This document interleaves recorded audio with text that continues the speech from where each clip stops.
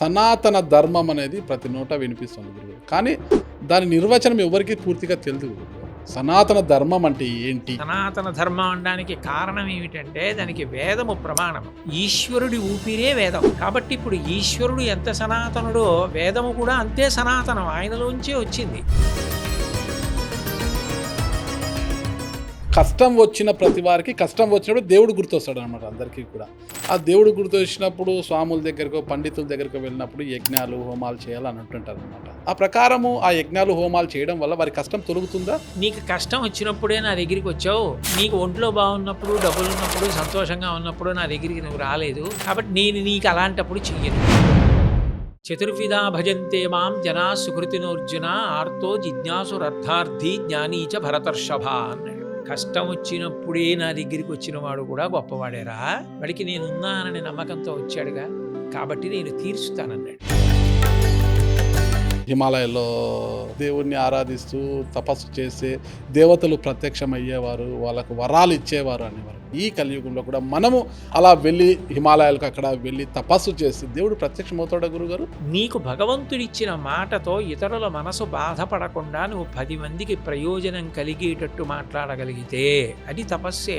ఇవన్నీ ఈశ్వరుడు చెప్పిందేగా.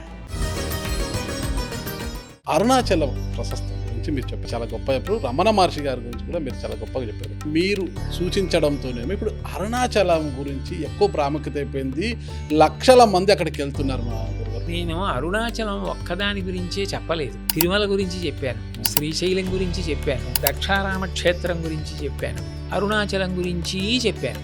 అరుణాచలంకి అంతమంది వెడుతున్నారు అంటే ఈ మానవ జన్మకు భగవద్గీత ఎలా మార్గదర్శకం అవుతుందంటారు గురుగారు? అసంశయం మహాబాహో మనో దుర్నిగ్రహం చలం అభ్యాసేన కౌంతేయ వైరాగ్యేన చ గృహ్యతే అంటాడు. నీకు సంశయం అక్కర్లేకుండా చాలా బలమైనది, చాలా తొందరగా కదిలిపోయేది ఏదో తెలుసా? మనసు. దాన్ని నియంత్రించాలి అంటే అకస్మాత్తుగా నియంత్రించడం సాధ్యం కాదు. గోవు ఎంత గొప్పదో, గోవు నుంచి అంటే ఆవు పేడ కావచ్చు, గోమూత్రంలో కావచ్చు, ఆయుర్వేదంలో చాలా విశిష్ట మూలికలు ఉన్నాయంటారు గురుగారు. వాటి యొక్క ప్రాముఖ్యత ఎలా ఉంటుంది? మామూత్ర పురీషంబులు భామా వేదంబులిరుగు పరమ పవిత్రముల్ కావున నీవా మేలుగు వస్తువులన్ ప్రీతిధామములై యుండుము ఇంపు కలుగను మాకున్ అన్నాయి గోవులు. మా మూత్ర పురీషములు రెండూ కూడా ఆవు పేడ, ఆవు మూత్రము.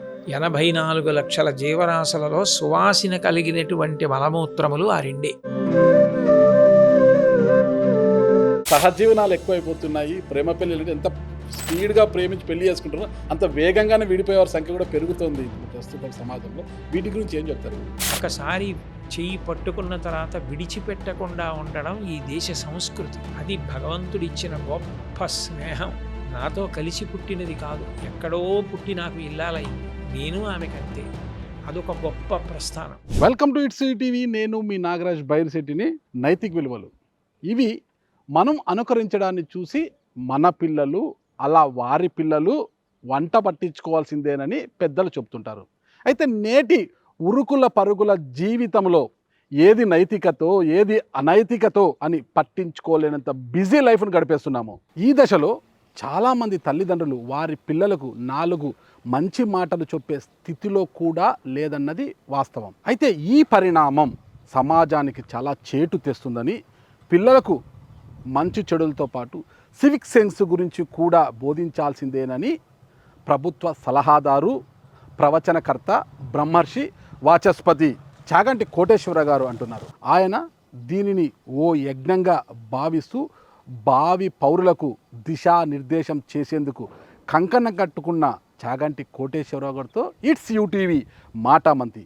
ఈ ఇంటర్వ్యూలో చాలా విషయాలు నాతో పాటు మీకు కూడా తెలియజేయడానికి నేను ప్రయత్నిస్తాను. గురువుగారు లోపలే ఉన్నారు, ఆయన అడిగి మీకు మరిన్ని విషయాలు తెలియజేసేందుకు నా వంతు కృషి చేస్తాను.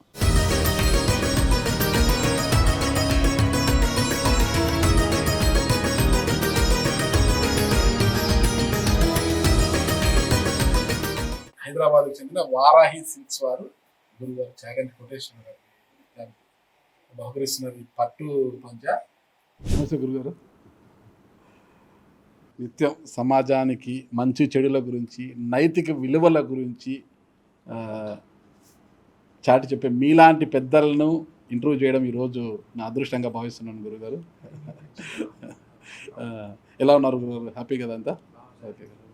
గోవు అంటే గోమాత అంటుంటాం మనం.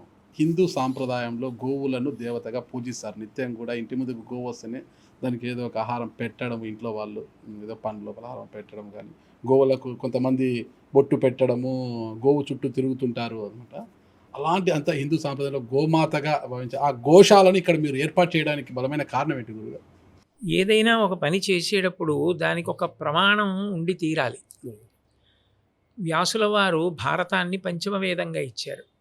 పంచమ వేదమైనటువంటి భారతంలో శాంతి పర్వంలో, అనుశాసనిక పర్వంలో, అశ్వమేధిక పర్వంలో ఈ గోవు గురించి, గోవు యొక్క వైభవం గురించి చాలా విశేషంగా ప్రస్తావన చేయబడి ఉంటుంది. అట్లాగే వేదాలలో కూడా గోవు గురించి చెప్పబడింది. అనేక కావ్యాలలో, పురాణాలలో గోవు యొక్క ప్రస్తావన లేకుండా ఉండదు. భీష్ముడు గోవు గురించి మాట్లాడుతూ చాలా గొప్పగా చెప్తాడు. పరమ పవిత్రముల్ యజనభాజనముల్ తము విన్న చూచినం దురిత చేయంబులెల్ల తొలగం త్రోయగచాలు ప్రధానకర్త ఉత్తరగతి లాభవైభవము తంగిటి జున్నుగ చేయు గోవులు ఎవ్వరు తగ వానికొల్తురు అనివారణ చొత్తురు వారు నాకమున్ అన్నాడు. భగవత్ స్వరూపం ఎంత పవిత్రమో గోవు కూడా అంత పవిత్రం. పరమ పవిత్రముల్, గోవు తిరిగిన ప్రదేశం అంత పవిత్రమైన ప్రదేశము అని. యజనభాజనముల్, అసలు నిజానికి గోవు లేకపోతే యజ్ఞయాగాది క్రతువులు జరగవు. కాబట్టి యజనభాజనముల్ తము విన్న చూచినం దురిత చేయంబులెల్ల తొలగంత్రోయగజాల్. గోవు గురించి విన్నా, గోవుని చూచినా పాపము దగ్ధమవుతోంది. అంటే సాక్షాత్ భగవత్ శక్తి దాని యందు నిక్షేపింపబడి లేనప్పుడు ఇది సాధ్యం కాదు. ఎవరు గోవుని ఆరాధిస్తున్నారో, గోసేవ చేస్తున్నారో, ఎవరు పూజ చేస్తున్నారో వారు ఇంట్లో ఒక గదిలోంచి ఓ గదిలోకి వెళ్ళడం ఎంత హేళగా పెడతారో వాళ్ళు స్వర్గలోకాన్ని అలా చేరుతారు అని.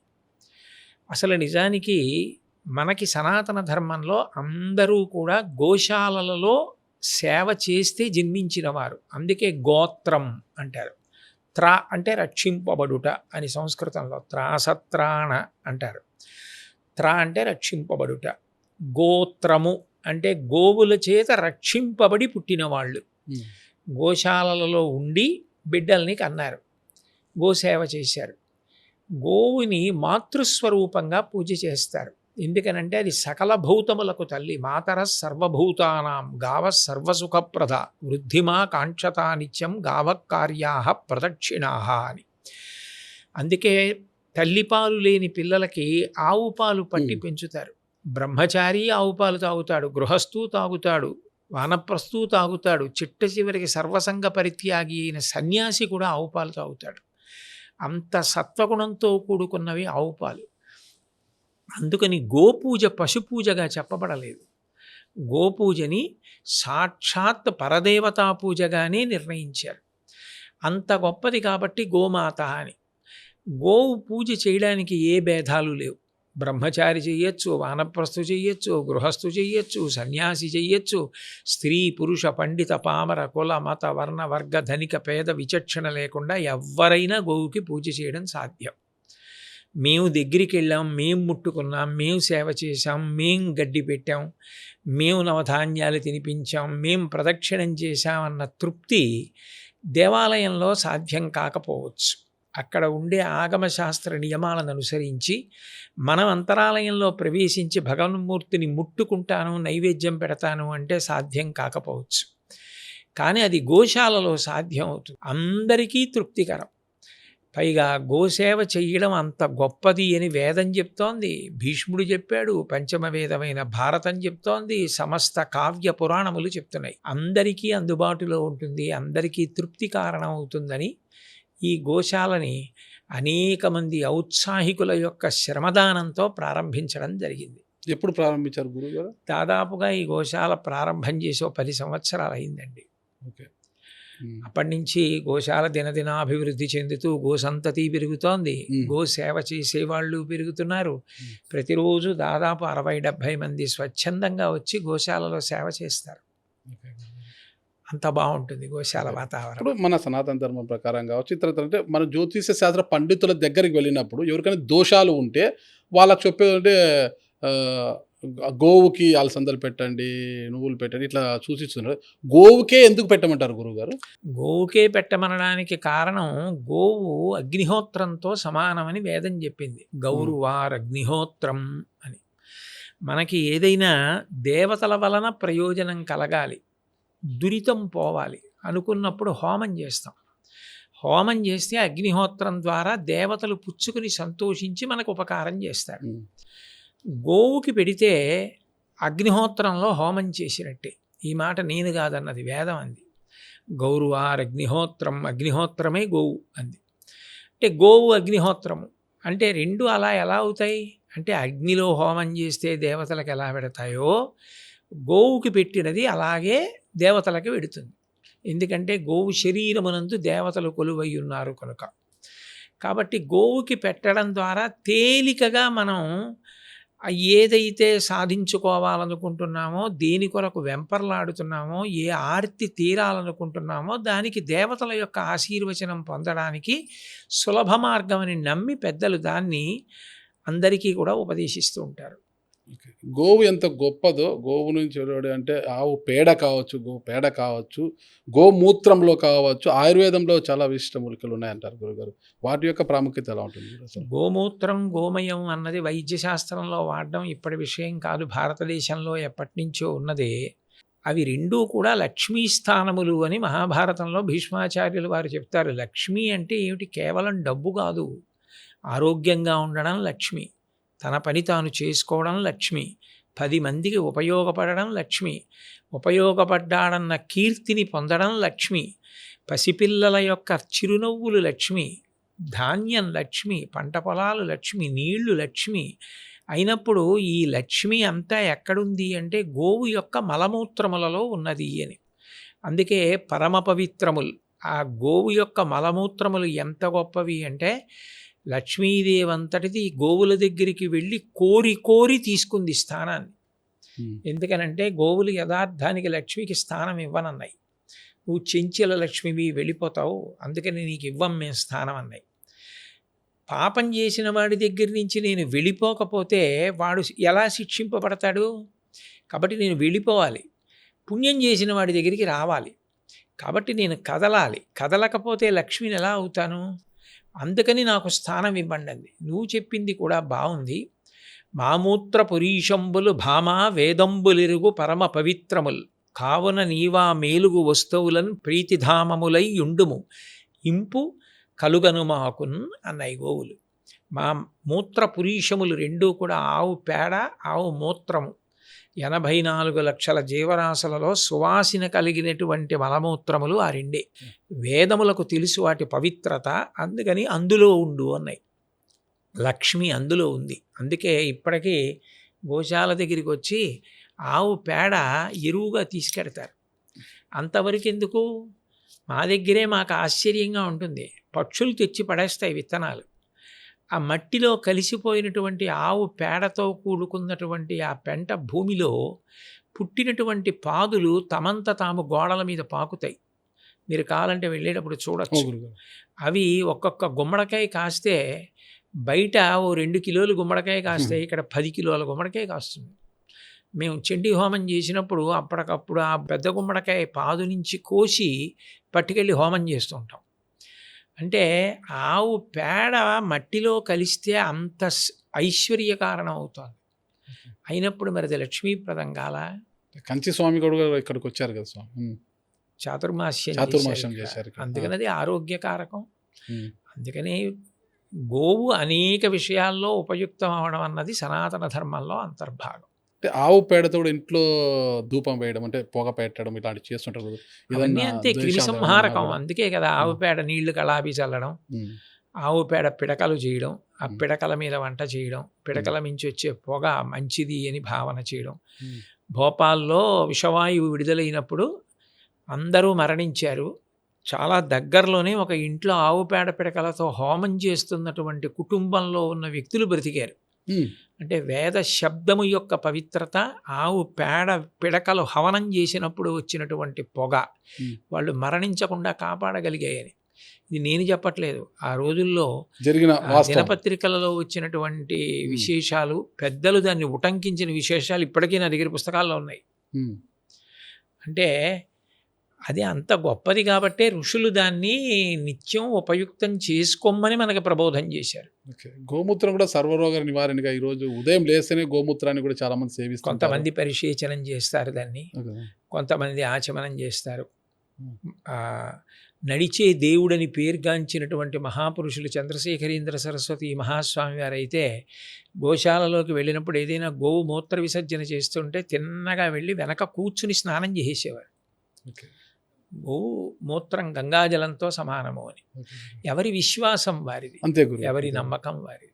గురుగారు, ఇటీవల సనాతన ధర్మం అనేది ప్రతి నోట వినిపిస్తుంది గురుగారు, కానీ దాని నిర్వచనం ఎవరికి పూర్తిగా తెలియదు గురుగారు. సనాతన ధర్మం అంటే ఏంటి అనేది ఒకసారి దాని గురించి వివరిస్తారు గురుగారు. సనాతనుడు అన్న మాటకు అర్థం ఏమిటంటే ఆది అంతము లేనివాడు. ఆయన ఎప్పుడు పుట్టాడు అంటే ఎవరూ చెప్పలేరు. ఆయన గిట్టడం ఎప్పుడు అంటే అది ఉండదు అసలు. అట్లాంటి వాడిని సనాతనుడు అంటారు. అప్పుడు సనాతనుడు ఎవరు? భగవంతుడు. ఈ ధర్మము కూడా సనాతన ధర్మము. అంటే ఇది ఎప్పుడు పుట్టిందో ఎవరికీ తెలియదు. భగవంతుడికి గిట్టడం ఎలా లేదో అట్లా దీనికి గిట్టడం అన్న మాట కూడా ఉండదు. భగవంతుడి మీదకి అనేక అవతారాల్లో అనేక మంది రాక్షసులు దండయాత్రలు చేశారు. రాక్షసులు మడిసిపోయారు, భగవంతుడు మిగిలిపోయాడు. ఈ ధర్మం కూడా అంతే. అంటే ఇది కేవలం సనాతన ధర్మం అనేది హిందూ ధర్మంలోనే ఉంటుందా గురుగారు? ఇక వేరే? దాని పేరు సనాతన ధర్మం. అంతే. దాని పేరు సనాతన ధర్మం అనడానికి కారణం ఏమిటంటే దానికి వేదము ప్రమాణము. వేదము అంటే అపౌరుషేయము అంటారు. అపౌరుషేయము అంటే ఒకరి చేత రచింపబడినది కాదు. నేను ఏదైనా రాశాను అనుకోండి, నా మతిలోంచి వచ్చింది కాబట్టి మతము అంటారు. అంటే నా అభిప్రాయము. ఇది కోటేశ్వరరావు గారి మతం అంటే కోటేశ్వరరావు గారి అభిప్రాయం అని. అది అపౌరుషేయం. వేదం ఎవరూ రాయలేదు. మరి ఎలా వచ్చింది అంటే వేదమంత్రములను ద్రష్టలై ఋషులు ధ్యానస్థితి యందు విన్నారు. విని లోకమునకు వాళ్ళు దర్శించింది అందించారు తప్ప వాళ్ళు వాటికి కర్తలు కారు, రచయితలు కారు. కాబట్టి భగవంతుడి యొక్క ఉచ్ఛ్వాస నిశ్వాస, ఇప్పుడు నేను మాట్లాడాలంటే ఊపిరి తీస్తూ మాట్లాడలేను. ఊపిరి తీసేసి దాన్ని విడిచిపెడుతున్నప్పుడు వాక్కుగా మార్చాలి. ఈశ్వరుడి ఊపిరే వేదం. కాబట్టి ఇప్పుడు ఈశ్వరుడు ఎంత సనాతనుడో వేదము కూడా అంతే సనాతనం, ఆయనలోంచే వచ్చింది. వేదము ప్రమాణముగా కలిగినటువంటి ఈ ధర్మము సనాతన ధర్మము. సనాతనుడైన పరమాత్మ ఎప్పుడు పుట్టాడో తెలియనట్టే ఇది కూడా ఎప్పుడు పుట్టిందో తెలియదు. ఆయన వాణి అయిన వేదము ప్రమాణముగా వచ్చింది కాబట్టి సనాతన ధర్మమని, వేద ధర్మమని దీన్ని పిలుస్తూ ఉంటారు. మరి ఈ రెండింటికి మధ్య తేడా ఏంటి గురుగారు? సనాతన ధర్మం, వేద ధర్మం వేరు వేరే, రెండు ఒకటేనా? ఒక్కటే. వేదము ప్రమాణము. అంటే ఇప్పుడు మీరు ఏదైనా పాటించాలనుకోండి, ఇది చెయ్యాలా వద్దా అంటే ఇది చెయ్యొచ్చు అని చెప్పాలి. సరే చెయ్యొచ్చు అన్నారు కదండి, ఇది ఎట్లా చెయ్యాలి అంటే ఎట్లా చెయ్యాలో కలగాలి కదా. అదే కదా గీతాచార్యుడు అంటాడు, ఏదైనా ఒక పని చెయ్యాలి అంటే తస్మాత్ శాస్త్రం ప్రమాణంతే కార్యాకార్య వ్యవస్థితౌ. శాస్త్రం ప్రమాణం అన్న మాటకు అర్థం ఏమిటంటే శాసనాత్ శంసనాత్ ఇది శాస్త్ర. రాజశాసనంలా ఎవరు శాసించి చెప్తారో అది శాస్త్రం. వేదము శాస్త్రము. వేదం ఏం చెప్తుందంటే మీరు ఎట్లా బ్రతకాలి, ఎట్లా చెయ్యాలి, స్నానం ఎట్లా చెయ్యాలి, మీకు జ్వరంగా ఉంటే స్నానం ఎట్లా చేయాలి, లేవలేకపోతే అప్పుడు మీ స్నానం ఎంత తేలికగా ఆచరించవచ్చు, మినహాయింపు ఎలా ఉంటుంది దగ్గర నుంచి.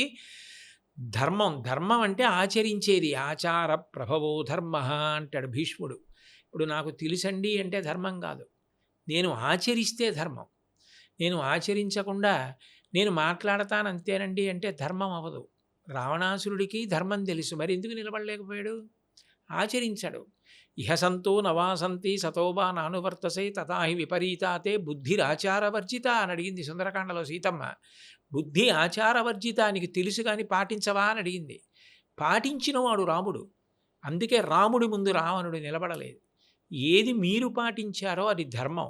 మీరు ఏది పాటించాలో వేదం ద్వారా భగవంతుడు చెప్పాడు. అందుకని సనాతన ధర్మమునకు ప్రమాణము వేదము. ఇప్పుడు వేదమునకు వేదధర్మమునకు సనాతన ధర్మమునకు భేదమే లేదు, ఉన్నదల్లా ఒక్కటే.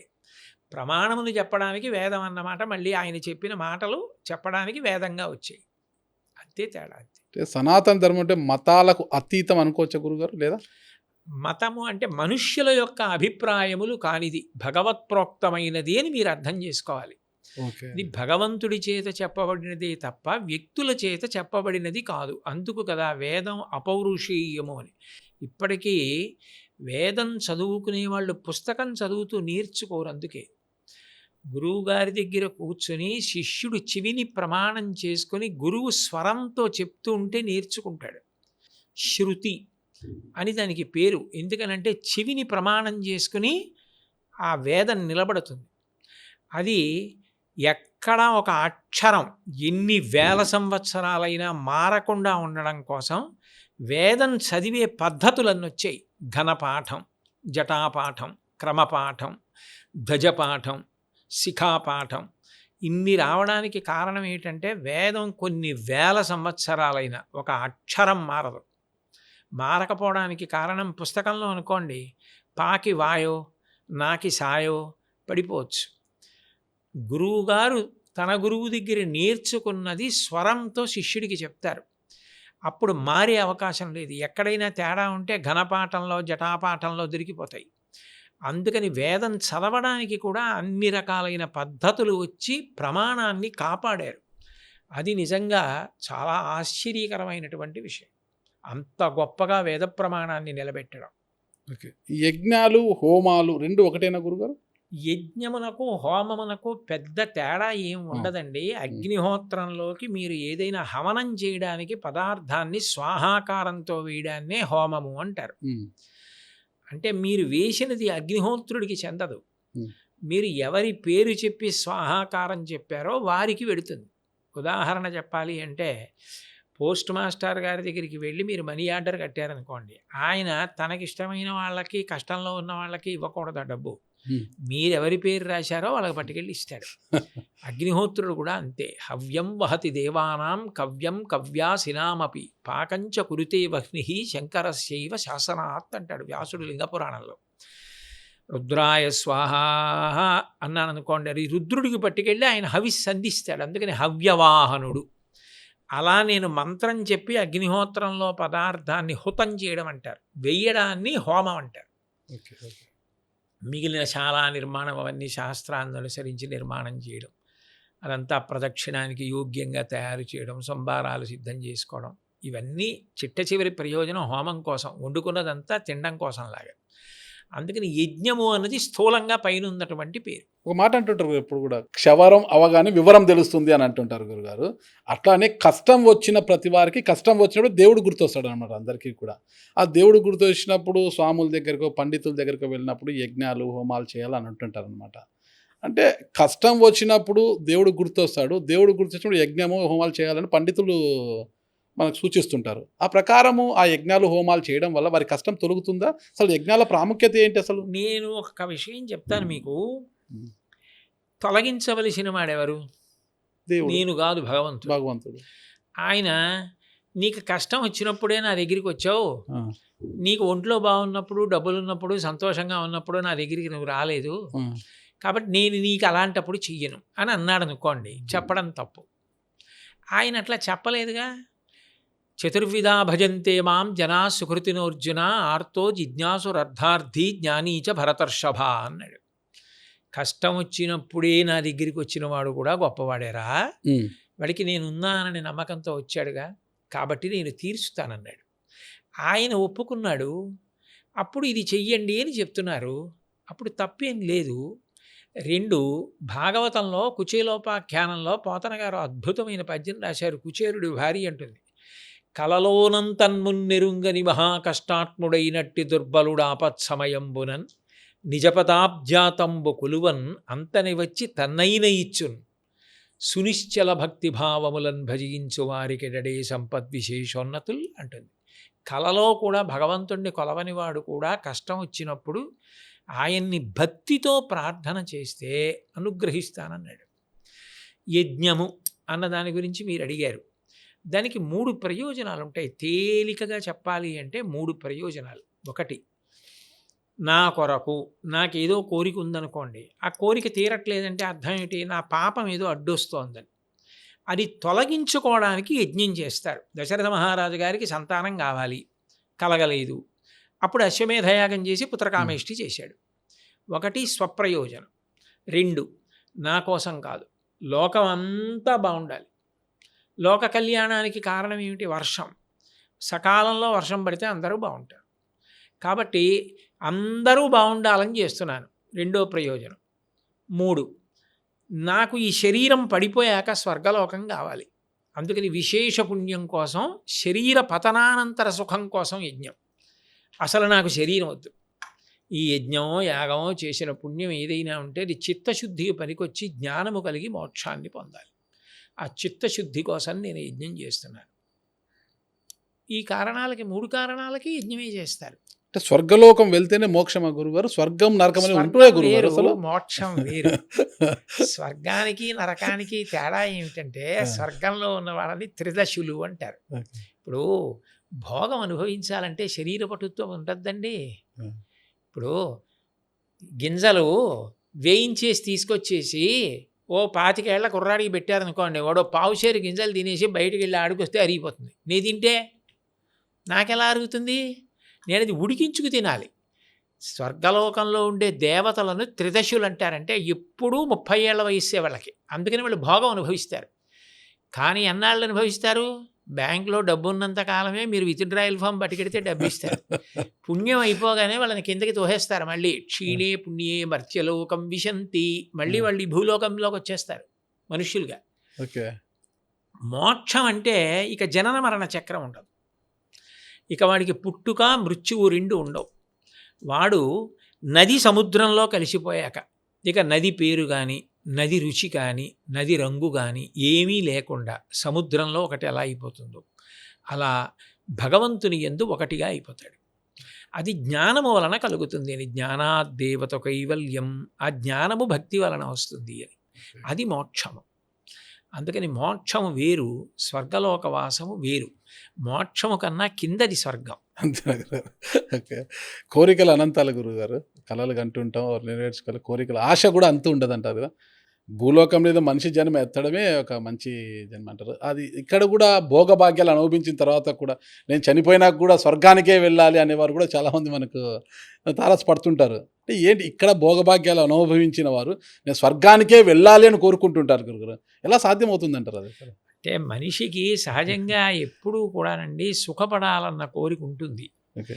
అది మీరు కాదు అని అనలేరు. ఎందుకనంటే మీరు చూడండి, ఓ పూజ ఎందుకు చేస్తారు? ధర్మార్థ కామ మోక్ష చతుర్విధ పురుషార్థ బల సిద్ధ్యర్థం. ఏ మనిషి అయినా, ఏ జీవి అయినా ఏం కోరుకుంటుంది? నేను సంతోషంగా ఉండాలని కోరుకుంటుంది. ఎవరూ కూడా ఇవాళ నాకు కాలు విరిగిపోతే బాగుండు, నా చెయ్యి విరిగిపోతే బాగుండు, నాకేదో పెద్ద కష్టం వస్తే బాగుండని ఎవ్వరు అనుకోరు. అందరూ సుఖంగా ఉండాలని కోరుకుంటారు. ఆఖరికి శరీరం పడిపోయాక కూడా జీవుడు సుఖంగా ఉండాలని కోరుకుంటాడు. అందుకని ఇక్కడ ఉన్నంతకాలం సుఖంగా ఉండాలి, శరీరం పడిపోయాక సుఖంగా ఉండాలంటే స్వర్గలోకానికి వెళ్ళాలని కోరుకుంటారు. కోరుకోవడం తప్పు కాదు. కోరుకున్నవాడు ఏది చేస్తే అది వస్తుందో తెలుసుకుని చెయ్యాలి. కరెక్ట్ గురుగారు, అదే చెప్పబోతున్నా. ఇక్కడ సుఖంగా ఉండాలంటే ఏమిటి ఉండాలి? పుణ్యం ఉండాలి. అదే గురుగారు. పడిపోయాక స్వర్గానికి వెళ్ళాలంటే ఏమి ఉండాలి? పుణ్యం ఉండాలి. పుణ్యం అంటే ఏమిటి? నీ గురించి కాకుండా 10 మంది గురించి ఆలోచించడం. త్యాగే నైకే అమృతత్వమానసు. నేను తినేశానా లేదా కాదు, కనీసం ఒక్కడికైనా పెట్టానా? అందుకొచ్చింది పంచయజ్ఞములు అని, భూతయజ్ఞము అని ఒక యజ్ఞం ఉంటుంది.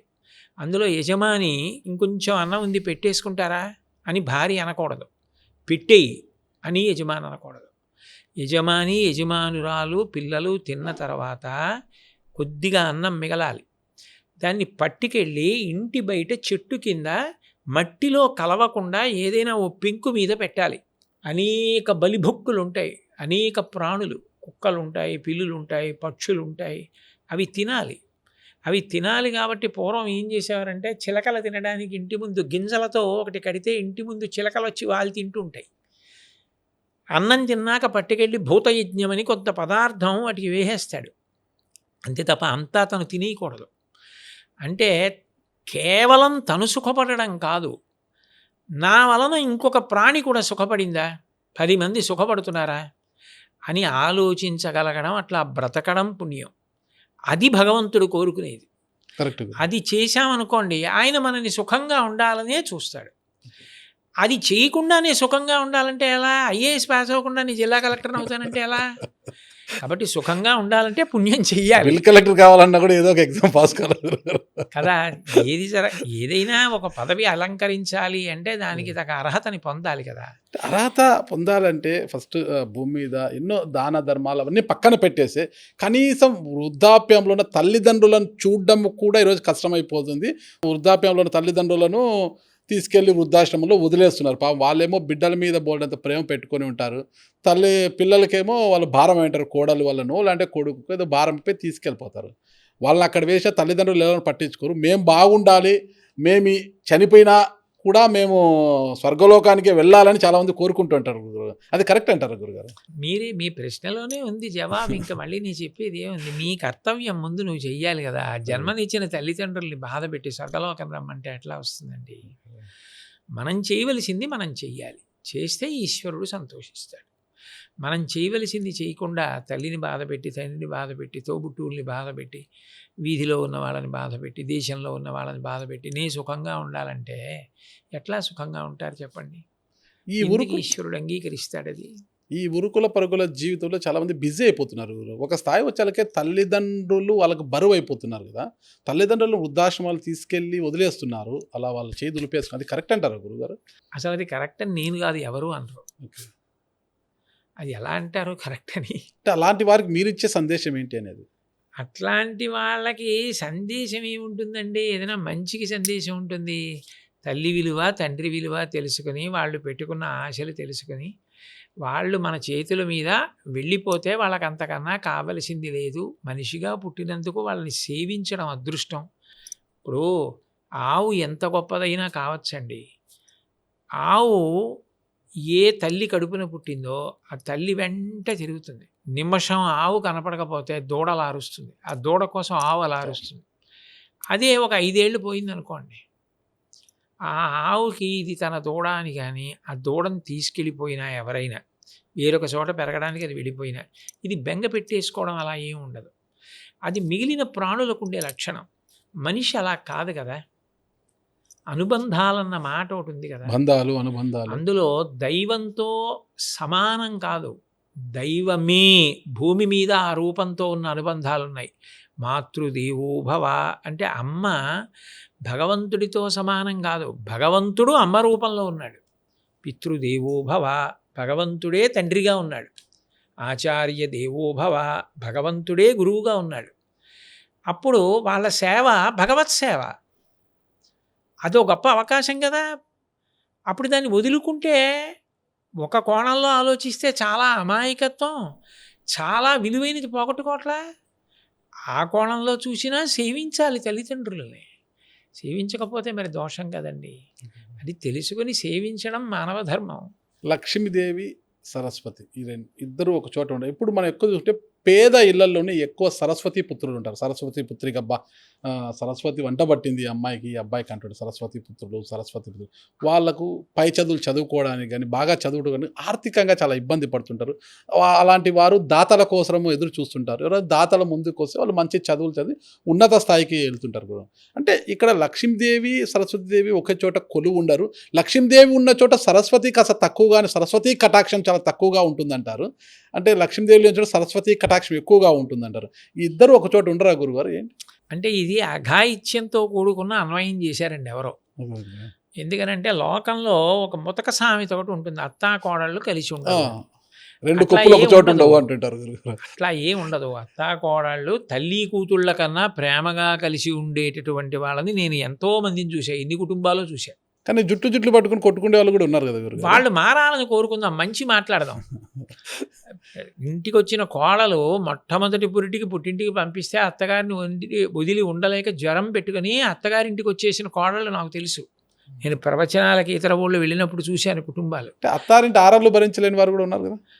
అది వేరు. నేను ఆ లక్ష్మీ సరస్వతుల విషయం ఓకే ఓకే చెప్తాను. గురుగారు. లోకంలో ఏంటంటే అత్తా కోడళ్ళు అంటే కలిసి ఉండరు అన్న విషయాన్నే ఎక్కువ ప్రాముఖ్యత ఇస్తారు. ఓకే.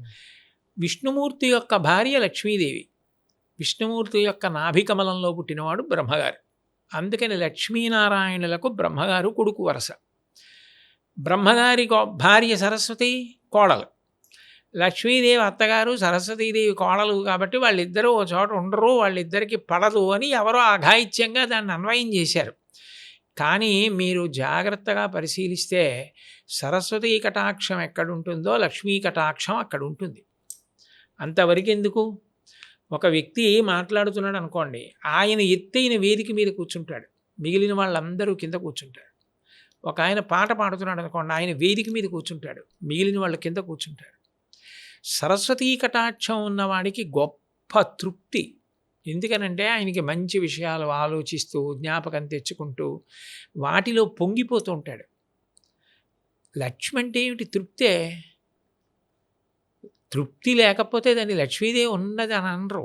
మీకు ఆ రెండు ఉన్నాయి గురుగారు? లెక్కకు మిక్కిలిగా ఉన్నాయి. ఓకే, సంతోషం. పరమ సంతోషంగా ఉన్నాయి, నాకు అందులో అనుమానం ఏం లేదు. ఇప్పుడు సరస్వతీదేవి గారు ఉన్నారు. మీరు ఎక్కడి నుంచో నా కోసం ఎందుకు పరిగెత్తుకొచ్చినట్టు? సరస్వతీదేవి గారు పుష్కలంగా ఉన్నారు గురుగారు, మీకు లక్ష్మీదేవి గారి గురించి అడుగుతున్నారు కదా. నా తృప్తి నాకు లక్ష్మి. సరస్వతీదేవి గారు అమ్మ మిమ్మల్ని నన్ను ఎవరన్నా అడిగితే నాకు లేనిది ఏమిటని అడుగుతాను. నిజమే, నాకు భగవంతుడు కొడుకునిచ్చాడు, కూతురునిచ్చాడు, మంచి కోడల్నిచ్చాడు, మంచి అల్లుడినిచ్చాడు. మంచి కోడలు మంచి అల్లుడు అంటే ఎలాంటి గురుగారు? కోడలు నాకు ఎంత మంచి చెడు ఉంటాయి. అయ్యో ఎప్పుడు మామయ్య గారు అత్తయ్య గారు అని ఇవ్వవలసిన గౌరవం ఇస్తుంది. అమ్మ అదొద్దు ఇది చెయ్యి అంటే చేస్తుంది. అల్లుడు అంతే, అట్లాగే ఉంటాడు. కొడుకు కోడలు కవల పిల్లలు మనవలు ఉన్నారు, కూతురికి కవల పిల్లలు మనవలు ఉన్నారు. ఇద్దరికి కవల పిల్లలు. ఏంటి గురుగారు అదృష్టం? తృప్తికి ఏంటి ఉండాలి? ఇంకేంటి ఇచ్చేస్తే తృప్తిగా ఉండాలి? నేను తింటే జీర్ణం అవుతుంది, చదివితే గుర్తుంటుంది, గుర్తున్నది చెప్పగలను, ఖచ్చితంగా గురుగారు, నడవగలను, కూర్చోగలను, పూజ చేసుకోగలను. ఇంకేమిటి ఇవ్వాలి ఈశ్వరుడు నాకు?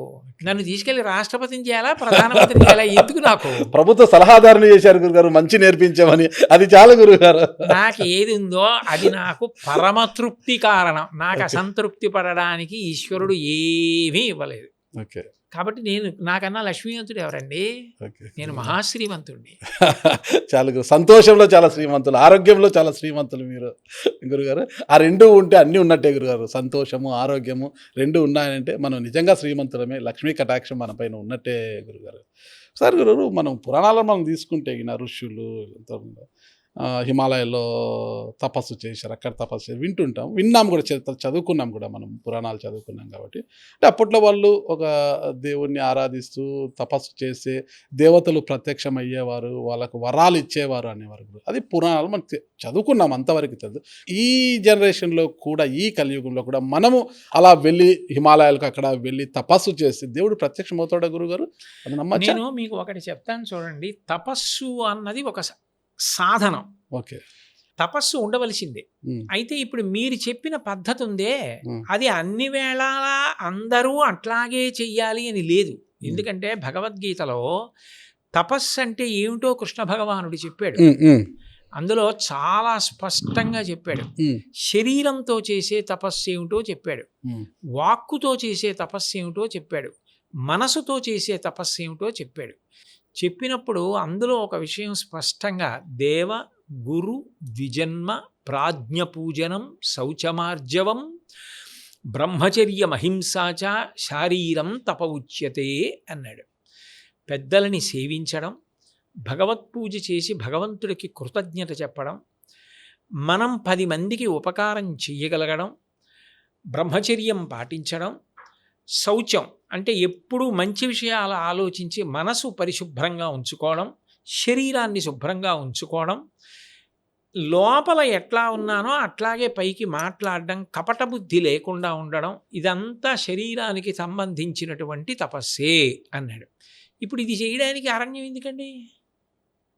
ఇది చేయవలసింది సమాజంలోనే. మీరు పెద్దలు వచ్చారు, ఇందాక మీరు అన్నారు అమ్మా నాన్నగారు, వాళ్ళ సేవ చేయడం తపస్సు అయింది. అలాగే బ్రహ్మచర్యం, బ్రహ్మచారిగా ఉన్నప్పుడు బ్రహ్మచర్యం, గృహస్థాశ్రమంలో ఉన్నప్పుడు కూడా బ్రహ్మచారిగా ఉండొచ్చు. ఎప్పుడెప్పుడు పత్ని సమాగమమో అప్పుడప్పుడు తప్ప అతికామంతో ప్రవర్తించకుండా ఉండడం కూడా గృహస్థాశ్రమంలో బ్రహ్మచర్యమే. అటువంటి బ్రహ్మచర్యాన్ని పాటించడం, ప్రాజ్ఞపూజనం, మనకి దారి చూపించే పెద్దలని గౌరవించడం, శౌచం, శరీరాన్ని శుభ్రంగా ఉంచుకున్నారనుకోండి, మీరు ప్రభుత్వానికి చాలా పెద్ద ఉపకారం చేసిన వాళ్ళే. ఎలా గురుగారు? మీరు శారీరకంగా శుభ్రంగా లేరనుకోండి, అంటువ్యాధులు వస్తాయా? అంటువ్యాధులో రకరకాల వ్యాధులు వస్తే వైద్యశాలకు వెళ్ళాలా? వైద్యశాలలో మళ్ళీ ఔషధాలు ఇవ్వాలా? మళ్ళీ దానికి బోళ్ళంత వైద్యం చేయాలా? ఈ వైద్యం చేసినప్పుడు వెళ్ళి ఉద్యోగం చేయవలసిన వాడు వెళ్లకుండా నాకు జ్వరం వచ్చిందని నాకు కాపలాగా సేవ చేయడానికి ఇంకోడు కూర్చోవాలా?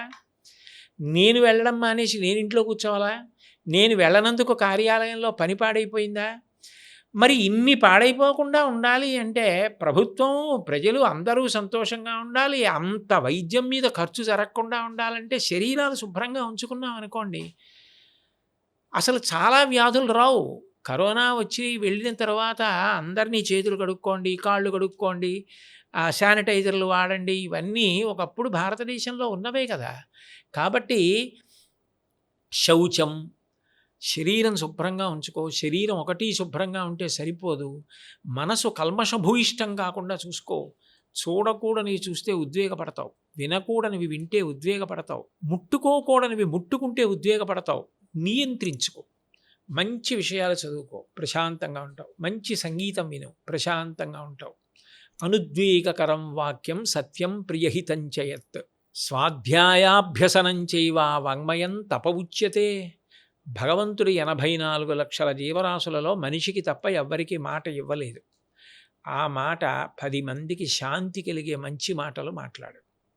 పరమేశ్వరుడు అంతటి వాడు హాలాహలాన్ని కంఠంలో పెట్టుకున్నాడు, అమృతాన్ని లోకానికి ఇచ్చాడు. చెడు అని తెలిసుంటే కంఠంలో పెట్టుకో, మాట్లాడకు, మంచి మాట్లాడు, 10 మందికి ఉపయోగపడు. నీకు భగవంతుడిచ్చిన మాటతో ఇతరుల మనసు బాధపడకుండా నువ్వు 10 మందికి ప్రయోజనం కలిగేటట్టు మాట్లాడగలిగితే అది తపస్సే. అప్పుడు ఇవన్నీ తపస్సు కాలా? ఇవన్నీ ఈశ్వరుడు చెప్పిందేగా. అప్పుడు ఎక్కడో పురాణంలో ఎవరో అరణ్యానికి వెళ్ళి తపస్సు చేశారన్నది పట్టుకునే బదులు భగవద్గీతలో చెప్పిన తపస్సు చేసుకోవచ్చుగా. అది ఉపనిషత్తేగా, అది భగవద్వాణేగా, ఆయనే చెప్పాడుగా. ఆయన చెప్పింది చెయ్యండి, చక్కటి తపస్సు. అప్పుడు ఆయనే ప్రత్యక్షం అవుతాడు. పరిశుభ్రత గురించి చెప్పి శరీరం పరిశుభ్రంగా ఉంచుకోవాలి అని. అంటే మన హిందూ సాంప్రదాయం ప్రకారం పొద్దున్న లేచిన మహిళలు ఫస్ట్ స్నానం చేసిన తర్వాతనే వంట చేసుకోవాలి గురువు. ఈ ఉరుకుల పరుగుల జీవితంలో పొద్దున్న లేస్తేనే కొంతమంది మహిళలు స్నానం కూడా చేయరు, నోట్లో బ్రష్ పెట్టుకొని పోయి ఇంట్లో వంట కార్యక్రమాలు ప్రారంభించేస్తారు. అలాగే అన్నీ కానిచ్చేస్తారు, టిఫిన్లు పెట్టడం, వంటలు. అవి కరెక్ట్ అంటారు గురుగారు? అసలు మహిళల అంటే నా అదృష్టం ఏమో మరి, నేను ఇప్పటి వరకు అలా చూడలేదు. నేను అలా చూసిన సందర్భం ఉంటే అప్పుడు చెప్తాను. నేనైతే చాలా చూశాను గురుగారు, అందుకే అలా అడుగుతున్నాను అనమాట. గురుగారు, మీరు అరుణాచలం ప్రశస్తం గురించి మీరు చెప్పారు, ప్రశస్తం గురించి చాలా గొప్ప చెప్పారు. రమణ మహర్షి గారి గురించి కూడా మీరు చాలా గొప్పగా చెప్పారు. అంటే మీ వాక్కుతోనేమో, మీరు సూచించడంతోనేమో ఇప్పుడు అరుణాచలం గురించి ఎక్కువ ప్రాముఖ్యత అయిపోయింది. లక్షల మంది అక్కడికి వెళ్తున్నారు మా గురుగారు. పౌర్ణమి రోజున రోజు వెళ్ళి ప్రదక్షిణలు, గిరి ప్రదక్షిణలు చేసేవారు ఎక్కువ అయిపోయారు. గతంలో అలా లేదు. మీరు చెప్పిన తర్వాత అరుణాచల మహత్యం గురించి, రమణ మహర్షి గురించి చెప్పిన తర్వాతనే భక్తాదులు ఎక్కువ వెళ్తున్నారు అక్కడికి. మొత్తం తిరుమలకి ఎంత పోటెత్తున్నారు అక్కడ కూడా వెళ్తున్నారు. అయితే అక్కడ వారికి తగ్గట్టుగా వసతులు కల్పించలేకపోతున్నారు అక్కడ ప్రభుత్వం. అసలుకి ఇందులో ఒక విషయం నేను చెప్తాను చూడండి. నేను అరుణాచలం ఒక్కదాని గురించే చెప్పలేదు, తిరుమల గురించి చెప్పాను, శ్రీశైలం గురించి చెప్పాను, దక్షారామ క్షేత్రం గురించి చెప్పాను, అరుణాచలం గురించి చెప్పాను. అరుణాచలంకి అంతమంది వెడుతున్నారు అంటే వాళ్ళు అరుణాచలం వైపు ఆకర్షితులై ఉండి ఉండవచ్చు. అది వాళ్ళ భక్తి, వాళ్ళ అదృష్టం. వెడుతున్నారు, ప్రదక్షిణాలు చేస్తున్నారు, దర్శనం చేసుకుంటున్నారు, వస్తున్నారు. ఇప్పుడు భక్తి లేని చోట మనం చెప్పినంత మాత్రం చేత వెళ్ళడం సాధ్యం కాదండి. అంటే ఈశ్వర భక్తులు, ఈశ్వరుని కొలిచే చాలామంది ఇప్పుడు ఎక్కువగా అరుణాచలంకే వెళ్తున్నారు. అంటే అరుణాచలంలో మాత్రమే ఈశ్వరుడు కొలువై ఉన్నారా? అలా అని కాదు కదా. అట్లా అయితే నేను వెళ్ళినటువంటి శైవ క్షేత్రాలు కొన్ని ఉన్నాయి, వాటిలోనూ ఇసకేస్తే రాలదు. శ్రీకాళహస్తి ఉంది. శ్రీకాళహస్తి క్షేత్రంలో నేను దర్శనానికి వెళ్ళి గంటక పైచిలకు నేను లైన్లో నిలబడి వెళ్ళి దర్శనాలు చేసుకున్నాను. మీరు గురుగారు అందులో మీకు అనుమానం ఏముంది? మీకు ప్రోటోకాల్ ఉంటుంది నేను- కదా గుడికి వెళ్తే. అది ఇప్పుడండి నేను మీకు ఒక విషయం చెప్పనా, గురుగారు. అంటే ఇది నేను పెద్ద ప్రచారం కోసమో డాంబికం కోసమో అని చెప్పట్లేదు. గురుగారు. అసలు నేను ఇప్పటిదాకా ప్రభుత్వం వాళ్ళు నాకు ఇచ్చినటువంటి కారు కానీ, వాళ్ళు ఇచ్చిన వ్యక్తిగత సిబ్బందిని కానీ, వాళ్ళు ఇచ్చిన జీతం కానీ నేనేం తీసుకోలేదు. ఓకే. నేను ఎందుకు తీసుకోలేదు అంటే, వాళ్ళు నాకు ఒక పవిత్రమైన కర్తవ్యాన్ని ఇచ్చారు. మీరు నైతిక విలువల గురించి పిల్లలకి చెప్పండి అని అడిగారు. ఓకే. నేను వాళ్ళకి ఏది చేసి పెట్టగలనో అది చేసి పెట్టాను. ప్రభుత్వం కూడా అంత ప్రేమగా అంత మర్యాదగా ముందుకొచ్చి ఇవి పిల్లలకు అందితే బాగుంటుందని వాళ్ళు వాటిని 5 పుస్తకాలుగా ప్రచురించి ఈ సంవత్సరం నుంచి పిల్లలకు అందరికీ ఇచ్చి అవి అందుబాటులోకి వచ్చేటట్టు చేశారు. నేను నిజంగా అది ప్రభుత్వం నాకు ఇవ్వనప్పుడు కూడా నేను పిల్లల కోసం అని చేశా. దానికి నిజానికి నాకు అంత లక్షల జీతం, అంత వ్యక్తిగత సిబ్బంది నాకు అక్కర్లేదండి.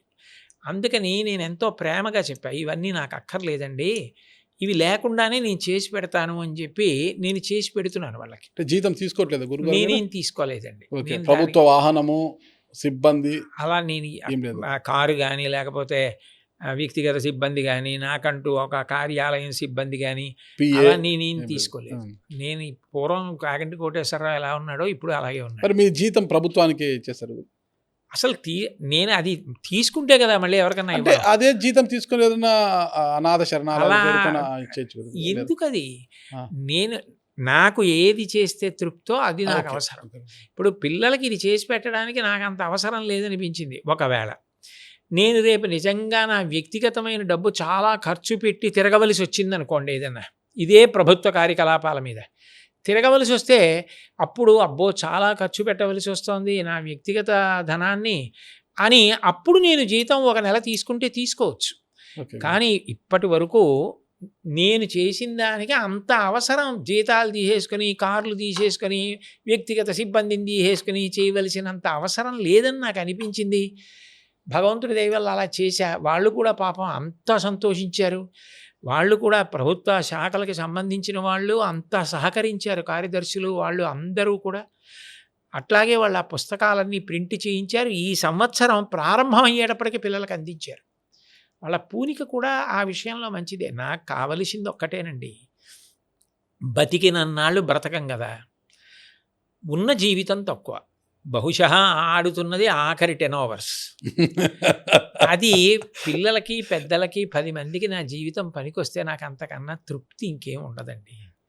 ఆ తృప్తి కోసం చేస్తున్నదే కానీ నిజానికి నేను అదేదో పెద్ద పదవని దానికోసం అని ఒప్పుకోలేదు. ప్రభుత్వం మిమ్మల్ని ఇలాంటి అయితే గొప్పవారిని గుర్తించి అది వాళ్ళు నాకు ఇచ్చినటువంటి ఒక మర్యాద, ఒక గౌరవం. మీరు ఈ క్యాబినెట్ ర్యాంక్ తీసుకోండి అని ఇచ్చారు. నేను కాదు అని అనలేదు. కానీ నేను అది అడ్డుపెట్టి దేవాలయాలకి వెళ్ళడం అవి నేను ఇప్పటిదాకా నేను ఎన్నో దేవాలయాలకి వెళ్ళా దాని తర్వాత ఆ దర్శనాలకి. ఆ పదవి లేకపోయినా చాగంటి కోటేశ్వరరావు గారికి, గురువు గారికి ఎక్కడైనా ప్రోటోకాల్ అనేది ఉంటుంది కదా గురుగారు. ఆ పదవి ఏం అవసరం లేదు కదా. అవసరం లేకుండా చాగంటి కోటేశ్వరరావు గారు వచ్చారని మీలాంటి వాళ్ళు ఎదురొచ్చి రండి రండి అని గుళ్ళోకి తీసుకెళ్లారనుకోండి, ఇంకా అంతకన్నా నా జన్మకి సార్థక్యం ఏముంది, సంతోషం ఏముంది? అదో ఈశ్వర సంబంధమైన మెరిగిన వారు గురుగారు మీరు, మీకు తెలియని వారు ఎవరు? కాబట్టి మీరు రావడమే అది చాలు కదండి. అదని ప్రస్తుతానికి అలా నడుస్తోంది. ఓకే. పిల్లలకి పనికొచ్చాను, కొన్ని పుస్తకాలు రాసి ఇచ్చాను, అవన్నీ ప్రచురణ అయ్యాయి, పిల్లలకి అందాయి. వాళ్ళకి మంచి మాటలు 4 అందితే చాలని సంతోషం ఉంది. రాబోయే కాలంలో ప్రభుత్వం ఒకవేళ ఇదిగో సదస్సు పెట్టాను రండి విద్యార్థులను ఉద్దేశించి మాట్లాడండి అన్నా కూడా వెళ్ళి తప్పకుండా మాట్లాడతా. నాకు కావలసింది ఒకటే, నాకు 10 మందికి ఉపయోగపడగలిగానా, ప్రత్యేకించి భావితరాలు కాబట్టి పిల్లలకి 4 మంచి మాటలు చెప్పి వాళ్ళ జీవితాలు చక్కబడడానికి నేను ఉపయోగపడాలి. ఆధ్యాత్మిక ప్రవచనం అన్నది ఒక వయసు వచ్చిన వాళ్ళ మీద ఎక్కువ ప్రభావం చూపిస్తుంది. పిల్లలకి ముఖాముఖి తిన్నగా మాట్లాడడం పిల్లల జీవితాలకు పనికొస్తుంది. ఆ కోణంలో వాళ్ళకి నేను ఉపయోగపడగలిగాను అనుకోండి, నాకు ఇంకా అంతకన్నా సంతోషం సంతృప్తి ఏముంటాయి? అందుకు చేస్తున్నది అది. సార్, నైతిక విలువల గురించి మీరు చెప్పారు కదా. నైతిక విలువలను పెంపొందించడానికి మీరు ప్రభుత్వ సలహాదారుగా ఉన్నారు యువకులు విద్యార్థుల్లో. అంటే నైతిక విలువలు అనేది ఎక్కడ నేర్చుకోవాలి? బడిలోనా, బడి బయట నా గురుగారు నైతిక విలువల గురించి? నైతిక విలువలు అనేటటువంటివి నేర్చుకోవడానికి ప్రధాన ప్రాంగణం పాఠశాల, అందులో అనుమానం లేదు. ఓకే.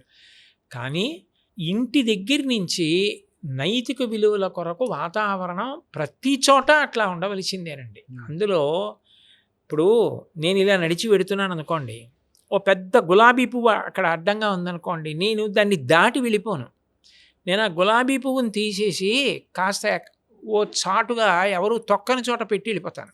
నేను తొక్కకపోవడమే కాదు, ఎవరూ తొక్కకూడదు. అంత మృదువైనది, అంత లాలిత్యమైనది. ఆ పువ్వు ఎందుకనో ఎవరి దగ్గర నుంచో కింద పడింది, అది అలా భద్రంగా ఉండాలి తప్ప అది తొక్కబడకూడదని పక్కన పెట్టేస్తాను. పిల్లలు కూడా అంతే. వాళ్ళు కనపడినప్పుడు పెద్దవాళ్ళు మాట్లాడుకునేటప్పుడు సంయమనం ఉండాలి. పిల్లల దగ్గర మనం అలా మాట్లాడకూడదు. బయట సమాజంలో వాతావరణం అలా ఉండాలి. ఏది చేస్తున్నా ఇది పిల్లల కంటపడితే, పిల్లలు పాడైతే దేశ భవిష్యత్తు పాడవట్లా, కుటుంబాలు పాడైపోవట్లా. కాబట్టి నాకు అందులో ఏ విధమైనటువంటి బాధ్యత లేదని నేను ఎలా తప్పించుకోగలను? కాబట్టి ఇది పిల్లల కంటపడితే, ఇది పిల్లలు చదివితే, ఇది పిల్లలు వింటే అని ప్రతి వాళ్ళు పిల్లలకి మంచి విషయం అందేటట్టుగా చూసామనుకోండి, వాళ్ళకి మంచి విషయాలే అందుతాయి. కాబట్టి అది ఒక చోటే అందేది కాదండి నిజానికి, అన్ని చోట్ల అందాలి. బడిలో ఉండే అంటే పుస్తకాలలో ఉన్న పాఠ్యాంశాలతో నైతిక విలువలు పెంపొందిస్తాయి గురుగారు? ఖచ్చితంగా. ఎందుకనంటే మీరు రామాయణం చదివితే అందులో శ్లోకం ఉంటుంది, సర్వే వేదవిధ శూరాః సర్వే లోకహితేరతాః సర్వే జ్ఞానోపసంపన్నాః సర్వే సముదితా గుణైః. వశిష్ఠుడు రామలక్ష్మణ భరత శత్రుఘ్నుల్ని కూర్చోపెట్టుకుని పాఠం చెప్పినప్పుడు, నువ్వు ఈ చదువు ద్వారా ఒక అర్హతని పొందుతున్నావు, నువ్వు ఒక సమున్నత స్థానంలో కూర్చుంటావు. ఆయన చదువుకున్నవాడు అంటే ఆయన చెప్పిన మాటకి విలువిస్తాడు. ఒక ప్రత్యేకమైన చదువుకున్నాడు అనుకోండి, ఆయన ఒక జిల్లాకి అధికారి అవ్వచ్చు, ఒక గొప్ప వైద్యుడు అవ్వచ్చు, ఒక గొప్ప సాంకేతిక పట్టభద్రుడు కావచ్చు. తద్వారా ఆయన ఆనకట్ట కట్టచ్చు, ఈయన వైద్యం చేయొచ్చు, ఆయన సంతకం పెట్టి 10 ఎకరాల భూమిని పేదవాడికి ఇవ్వచ్చు.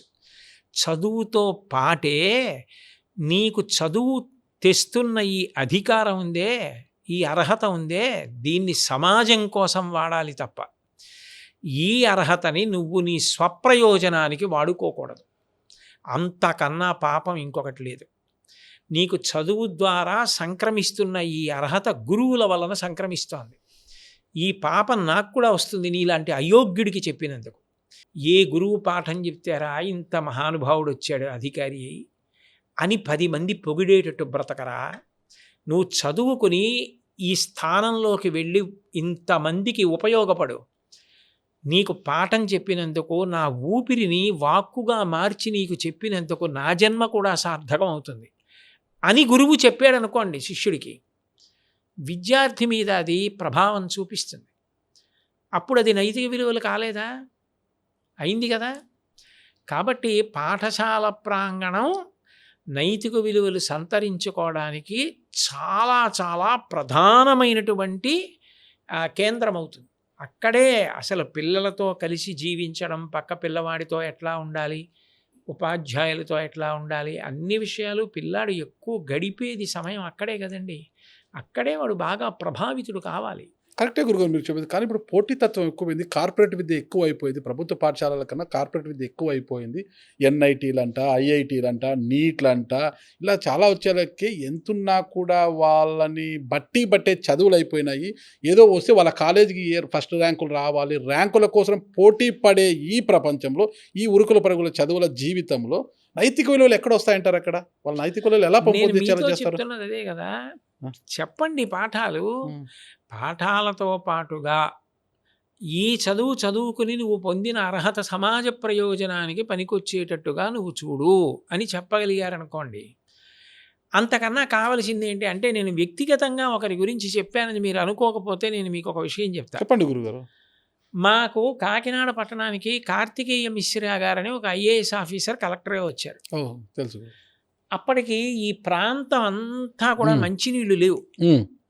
మేమందరం ఉప్పు నీళ్ళు తాగేవాళ్ళం. అంటే తప్పనిసరి పరిస్థితి అయితే అవే కాచుకుని వడగట్టుకు తాగడం, లేకపోతే బయట కొనుక్కు తెచ్చుకోవడం ఏదో చేసేవాళ్ళం. అట్లాంటప్పుడు ఆయన ఒకసారి మా ఇంటికి వచ్చారు. వస్తే అప్పుడే నాకు బయట నుంచి మంచినీళ్ళు తెచ్చుకోవడానికి క్యానో ఏదో వచ్చింది. ఆయన నన్ను అడిగారు, మంచినీళ్ళు మీకు లేవా అని అడిగారు. నాకే కాదండి ఈ ప్రాంతం అంతా మంచినీళ్ళు లేవు అన్నాను. మీరు నమ్మండి, ఆయన నోటి మీద చెయ్యేసుకొని కూర్చున్న ఆయన అలా వెనక్కి వాలిపోయారు. నేను పరిపాలిస్తున్నటువంటి కలెక్టర్గా ఉన్న చోట ఈ ప్రాంతంలో ఉన్న ప్రజలు ఎవ్వరికీ మంచినీళ్ళు లేవా? గురువుగారు, ఈ ప్రాంతవాసులందరికీ 10 రోజులలో మంచినీళ్లు దొరికేటట్టు చేస్తాను, లేకపోతే నేను అక్కడ కూర్చుని ఉపయోగం ఏముందండి అన్నారు. నేను అడగలేదు ఆయన్ని. 10వ రోజు అందరికీ పంపులు వచ్చేసాయి. వచ్చేయడం కాదు, ఎవరైనా వేసుకొని వాళ్ళు ఉంటే నీళ్లు పట్టుకోండి అని బయట కూడా ట్యాప్స్ వేశారు ఆయన. అప్పుడు నేను భోగట్టా చేశా, ఈయన ఎక్కడ చదువుకున్నారు? ఆయన హైదరాబాద్ భారతీయ విద్యాభవన్లో చదువుకున్నారని. నేను ఆ తర్వాత అక్కడికి వెళ్ళినప్పుడు అడిగితే ఇక్కడే పాఠశాలలో చదువుకున్న చదువు సమాజానికి ఎలా వినియోగించుకోవాలో ఇక్కడే చదువుకుని నేర్చుకున్నాడు ఆయనని చెప్పి పొంగిపోయారు వాళ్ళ ఉపాధ్యాయులు. నేను మీకు ప్రత్యక్షంగా ఒక ఉదాహరణ చెప్పాను. ఆయన ఐఐటి చదివారు, ఆయన ఐఏఎస్ చదివారు, ఆయన చాలా వాటిల్లో టాపర్. ఆయన తలుచుకుంటే నిజానికి ప్రభుత్వం ఇచ్చే ఈ జీతం కన్నా ఆయన బయటికి వెళ్ళిపోతే ఆయనకి లక్షల జీతం వస్తుంది. ఆయన ఐఏఎస్ ఆఫీసర్గా ఉండిపోయింది ఎందుకు? నేను 10 మందికి ఉపయోగపడాలి. ఆ భావన ఉందనుకోండి, ఏది చదువుకుంటే మీకు ఇబ్బంది? అది చదువుకున్న వ్యక్తులు ఎంత గొప్పవాళ్ళు కానివ్వండి, అబ్దుల్ కలాం గారు అంత చదువుకున్నారు, అంత గొప్పవారు అయ్యారు, ఏం ఇబ్బంది వచ్చింది? సమాజంలో అందరూ అబ్దుల్ కలాంలు, అందరూ కోరికతోటే నైతిక విలువలు చెప్పడం కరెక్ట్. మీరు చెబుతున్న పాఠశాలల్లో అది నేర్పడం లేదు కదా. ఎందుకు అనుకుంటున్నారు? చెప్తున్నారు, ఖచ్చితంగా చెప్తున్నారు. అది ఒక భావన. అంటే ప్రస్తుత సమాజంలో పబ్ కల్చర్, డ్రగ్స్ కల్చర్ ఎక్కువ అయిపోయింది కదా. అక్కడక్కడక్కడక్కడ దోషాలు ఉండొచ్చు. నేను ఎక్కడా దోషం లేదని నేను అన్నాను, కానీ దోషం ఉంటే దిద్దడానికి ప్రయత్నం చేయాలి. మనం సిద్ధాంతం చేసేసామనుకోండి అన్ని చోట్ల దోషాలు ఉన్నాయని. నేను ఇప్పుడే మీకు భారతీయ విద్యాభవన్ స్కూల్ని ఉదాహరణగా చూపించాను. చాలా పాఠశాలల్లో ఇప్పటికీ నైతిక విలువలకి పెద్దపీట వేసేది, అట్లా పాఠం చెప్పేటటువంటి టీచర్లు నాకే వ్యక్తిగతంగా ఎందరో పరిచయం ఉన్నారు. వాళ్ళు పాఠం చెప్తుంటే పాఠంతో పాటుగా నైతిక విలువల్ని కలిపేసి చెప్తారు, అంత అందంగా, అంత బాగా చెప్తారు. వాళ్ళు ఉన్న చోట మరి ప్రభావం ఉండదండి పిల్లల మీద? ఖచ్చితంగా ఉంటుంది. అందుకని అది లేని చోట ఏమిటంటే ఆ స్పృహ కలిగేటట్టు వాళ్ళు కూడా అది పాటించేటట్టు చూసే ప్రయత్నం చెయ్యాలి. దానికోసమే కదా ప్రభుత్వం కూడా ఆరాటపడుతోంది, దానికోసమే కదా సమాజంలో పెద్దలు అందరూ ఆరాటపడుతున్నారు. ఇప్పుడు మీ ఆరాటం కూడా అదే కదా. కాబట్టి మనం అందని చోట అది అందాలని కోరుకుందాం. అంటే ఫస్ట్ ఇంట్లో తల్లిదండ్రులు నైతిక విలువలు పాటిస్తే మన పిల్లలు అలా వారి పిల్లలు వాళ్ళని పెంపొందించుకుంటూ పోయేది. అంటే రవీంద్రనాథ్ ఠాగూరు ఫుల్ టికెట్ కొనుక్కోకుండా హాఫ్ టికెట్ కొనుక్కొచ్చి తండ్రికి డబ్బు ఇచ్చేసి, నాన్నగారు నా వయసు తక్కువ చెప్పాను హాఫ్ టికెట్ కొనుక్కున్నాను అన్నాడు. తండ్రి గారు లోపలికి వెళ్ళి డబ్బట్టుకొచ్చి, నేను మీకు అబద్ధం చెప్పి ఇలా వచ్చానని పెనాల్టీ కట్టి రైల్వేస్కి రిసీట్ పట్టుకురా అని డబ్బు ఇచ్చాడు. ఆ తర్వాత జీవితంలో రవీంద్రనాథ్ ఠాగూర్ తప్పు చేయలే. ఎవరిది ఆ కీర్తి? దేవేంద్రనాథ్ ఠాగూర్ది, తండ్రి గారు. మరి అలాంటి తల్లిదండ్రులు ఇప్పుడు ఉంటారా గురుగారు? మనకి చాలా మంది, అరే నా కొడుకు ఎంత బాగా తక్కువ టికెట్ తో వచ్చాడు చూడండి, నా కొడుకు ఎంత తెలివితేటలు చూడండి వీడికి అనేవారు కూడా ఉన్నారు గురుగారు. అందరికన్నా ముందు పిల్లలు బాగుండాలని కోరుకునే వాళ్ళు తల్లిదండ్రులే. అమాయకత్వం చేత తెలియక ఎక్కడైనా పొరపాటు జరుగుతుందేమో, కానీ అలా అంటే వాడికి మరీ ప్రమాదము అంటే అట్లా చెయ్యరు. మీకు నేను ఒక ఉదాహరణ చెప్తా. లోయర్ బెర్త్లో ఏమీ చదువుకోనటువంటి ఒక ఆవిడ పసిపిల్ల పుట్టగానే ప్రయాణం చేస్తోంది అనుకోండి. పసిపిల్లని ఇటు పడుకోబెట్టి తను గోడన్నవే పడుకోదు, పిల్లని గోడన్నవే పడుకోబెడుతుంది. అది ఎవరు నేర్పక్కర్లా, తన పిల్ల గురించి తను చూసుకుంటుంది, కింద పడిపోతుందేమో అని. తల్లిదండ్రులకి బిడ్డలు బాగుండాలని కోరుకుంటే తీరుతుంది. కొంచెం మంచి విషయాలు అందిస్తే పిల్లలందరూ బాగుంటారు. భగవద్గీత గురించి చదివితే చాలా నాలెడ్జ్ పెరుగుతుంది, చరిత్ర తెలుస్తుంది. మనకు భగవద్గీత చదవడం మంచిది, కానీ చాలామంది చదవట్లేదు భగవద్గీత, రామాయణము పుస్తకాలను చదివేంత టైం ఉండదు. కానీ భగవద్గీత అనగానే మనకు చనిపోయిన వారి దగ్గర ఘంటసాల గారి వాయిస్తో ఒక శ్లోకంగానే ఆ గీతగా వినిపిస్తుంది. అదే భగవద్గీత అంటే చనిపోయిన వారి దగ్గరనే వినిపించే ఆ గీత జీవన గీతగా మారాలంటే ఎలా? అంటే నా ఉద్దేశం, చనిపోయిన వారి దగ్గరే భగవద్గీత వేస్తున్నారా అంటే నాకు అది అనుమానమే. ఎందుకంటే భగవద్గీత నాకు తెలిసి నిత్య జీవితంలో వాళ్ళ జీవితాన్ని దిద్దుకోవడానికి ఎందరో చదువుతారు, ఎందరో అనుష్ఠిస్తారు. బహుశా చనిపోయిన చోట్ల భగవద్గీత వేయడం, ఇదిగో అలాగే ఉంటుందిరా, ఒకనాడే అందరూ వెళ్ళిపోయేవాళ్ళే, దీపం ఉండగా ఇల్లు చక్కబెట్టుకో, బతికుండగా భగవద్గీత చదువుకుని అందులో విషయాలు అనుష్ఠించు అని తమకి తాము హెచ్చరిక చేసుకోవడానికి వేసుకుంటున్నారేమో, ఒకవేళ అలా వేస్తే అనుకుంటున్నారు. అంటే పుట్టినవారు గిట్టక మానదు, గిట్టినవారు పుట్టక మానదు దాంట్లో చెప్తుంటారు కదా గురు. అంటే అప్పుడు వింటారు కానీ తర్వాత దైనందిన జీవితంలో ఎంతమంది భగవద్గీతని పఠనం చేస్తారంటే మనం?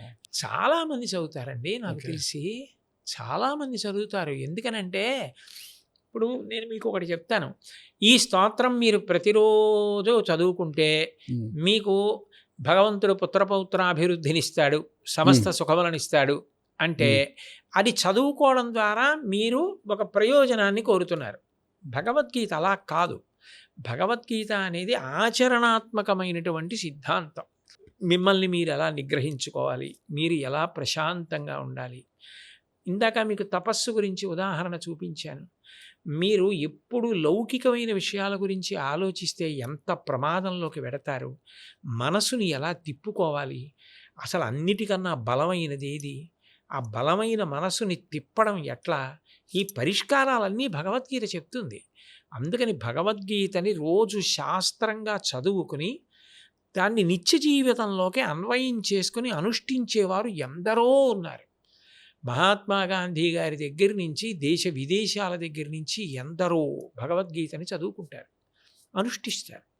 అందులో అనుమానం ఏం లేదండి. ఈ మానవ జన్మకు భగవద్గీత ఎలా మార్గదర్శకం అవుతుందంటారు గురుగారు? అసలు భగవద్గీతలో మానవ జన్మకి మార్గదర్శనం కానిది ఏముంది? అన్నీ భగవద్గీతలో ఉన్నాయి. మీకు నేను ఒక ఉదాహరణ చెప్పాలి అంటే, భగవద్గీతలో ఒక మాట అంటాడు కృష్ణ పరమాత్మ, అసంశయం మహాబాహో మనో దుర్నిగ్రహం చలం అభ్యాసేనత కౌంతేయ వైరాగ్యేణ చ గృహ్యతే అంటాడు.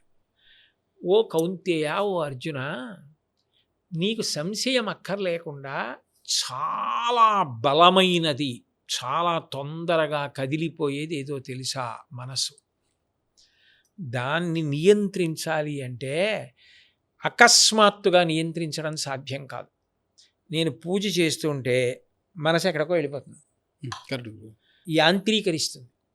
పూజ చేస్తుంటే పువ్వులా వేసేయమని చెయ్యికి చెప్పి ఎక్కడికో వెళ్ళిపోతుంది. అటువంటి మనసుతో మీరు ఘర్షణ పెట్టుకుంటే ఒక్క క్షణంలో మారదు. అభ్యాసేనత కౌంతేయ, నీ మనసును నువ్వు పరిశీలించి అభ్యాసం చేసి మనసు మీద ఆధిపత్యం సంపాదించంటాడు. అది మిమ్మల్ని మీరు పరిశీలించుకోవడం మీకు వచ్చిందనుకోండి, మీ గుణదోషాలు మీకు తెలుస్తాయి. లోకంలో ఆవిడ ఎందు గుణాలు ఏమిటి, ఆవిడ ఎందు దోషాలు ఏమిటి, ఆయన ఎందు గుణాలు ఏమిటి, అది కాదు. నా గుణాలు ఏమిటి, నా దోషాలు ఏమిటి నాకు తెలియాలి. నా మనసు బలహీనత ఏమిటి, నా మనసు బలం ఏమిటి నేను తెలుసుకుంటే నన్ను నేను ఉద్ధరించుకోవచ్చు. ఉద్ధరేణ ఆత్మనాత్మానం ఆత్మానం అవసాదయేత్ ఆత్మైవరాత్మనా బంధు ఆత్మైవ రిపురాత్మన. నిన్ను నువ్వు ఉద్ధరించుకోవాలి. ఆకలేస్తే నువ్వు తినాలి, నిద్రొస్తే నువ్వు పడుకోవాలి తప్ప నీకు నువ్వు శత్రువు, నీకు నువ్వు మిత్రుడు.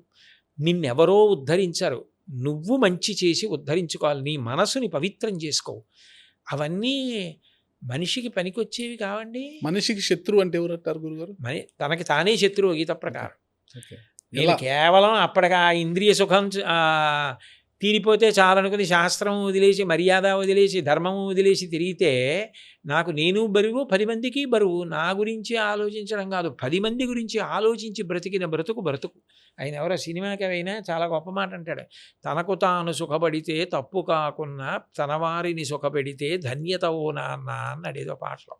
నాకు పాట గుర్తులేదు కానీ, పుట్టినరోజు పండగ అందరికీ, మరి పుట్టింది ఎందుకో తెలిసేది అందరికీ. అది నా దృష్టిలో నన్నయ్య గారి పద్యం ఎలాంటిదో, పోతన గారి పద్యం ఎలాంటిదో, ఆ పాట అలాంటిదే ఆ వరకు నాకు. పిల్లలకి ఏదైనా కష్టం వచ్చినప్పుడు, పెద్దలకు కానీ పిల్లలకు కానీ, ముఖ్యంగా పిల్లలకి ఈ మధ్య కాలంలో పండితుల దగ్గర మా పిల్లలు సరిగ్గా చదవలేదు, ఏకాగ్రత లేదు, అల్లరి చేస్తున్నారు, అది ఇది అన్నప్పుడు లలితా సహస్రనామం రోజు పఠనం చేయమని చెప్పండి రోజు అని చెప్తుంటారు.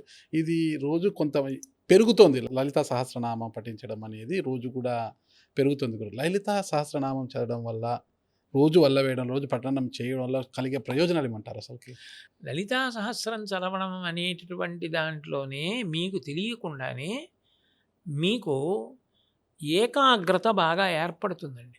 ఎందుకంటున్నానంటే లలితా సహస్రనామంలో అన్ని నామాలు ఒకే సంఖ్య కలిగిన అక్షరాలు ఉండవు. ఇప్పుడు శ్రీమాత, శ్రీ మహారాజ్ఞి, శ్రీమత్ సింహాసనేశ్వరి, ఈ ఒక్క పాదంలో ఎన్ని అక్షరాల నామాలు ఉన్నాయి? శ్రీమాత 3 అక్షరాలు, శ్రీమాత, శ్రీ మహారాజ్ఞి, శ్రీ మహారాజ్ఞి 5, శ్రీమత్ సింహాసనేశ్వరి అంతకన్నా ఎక్కువ.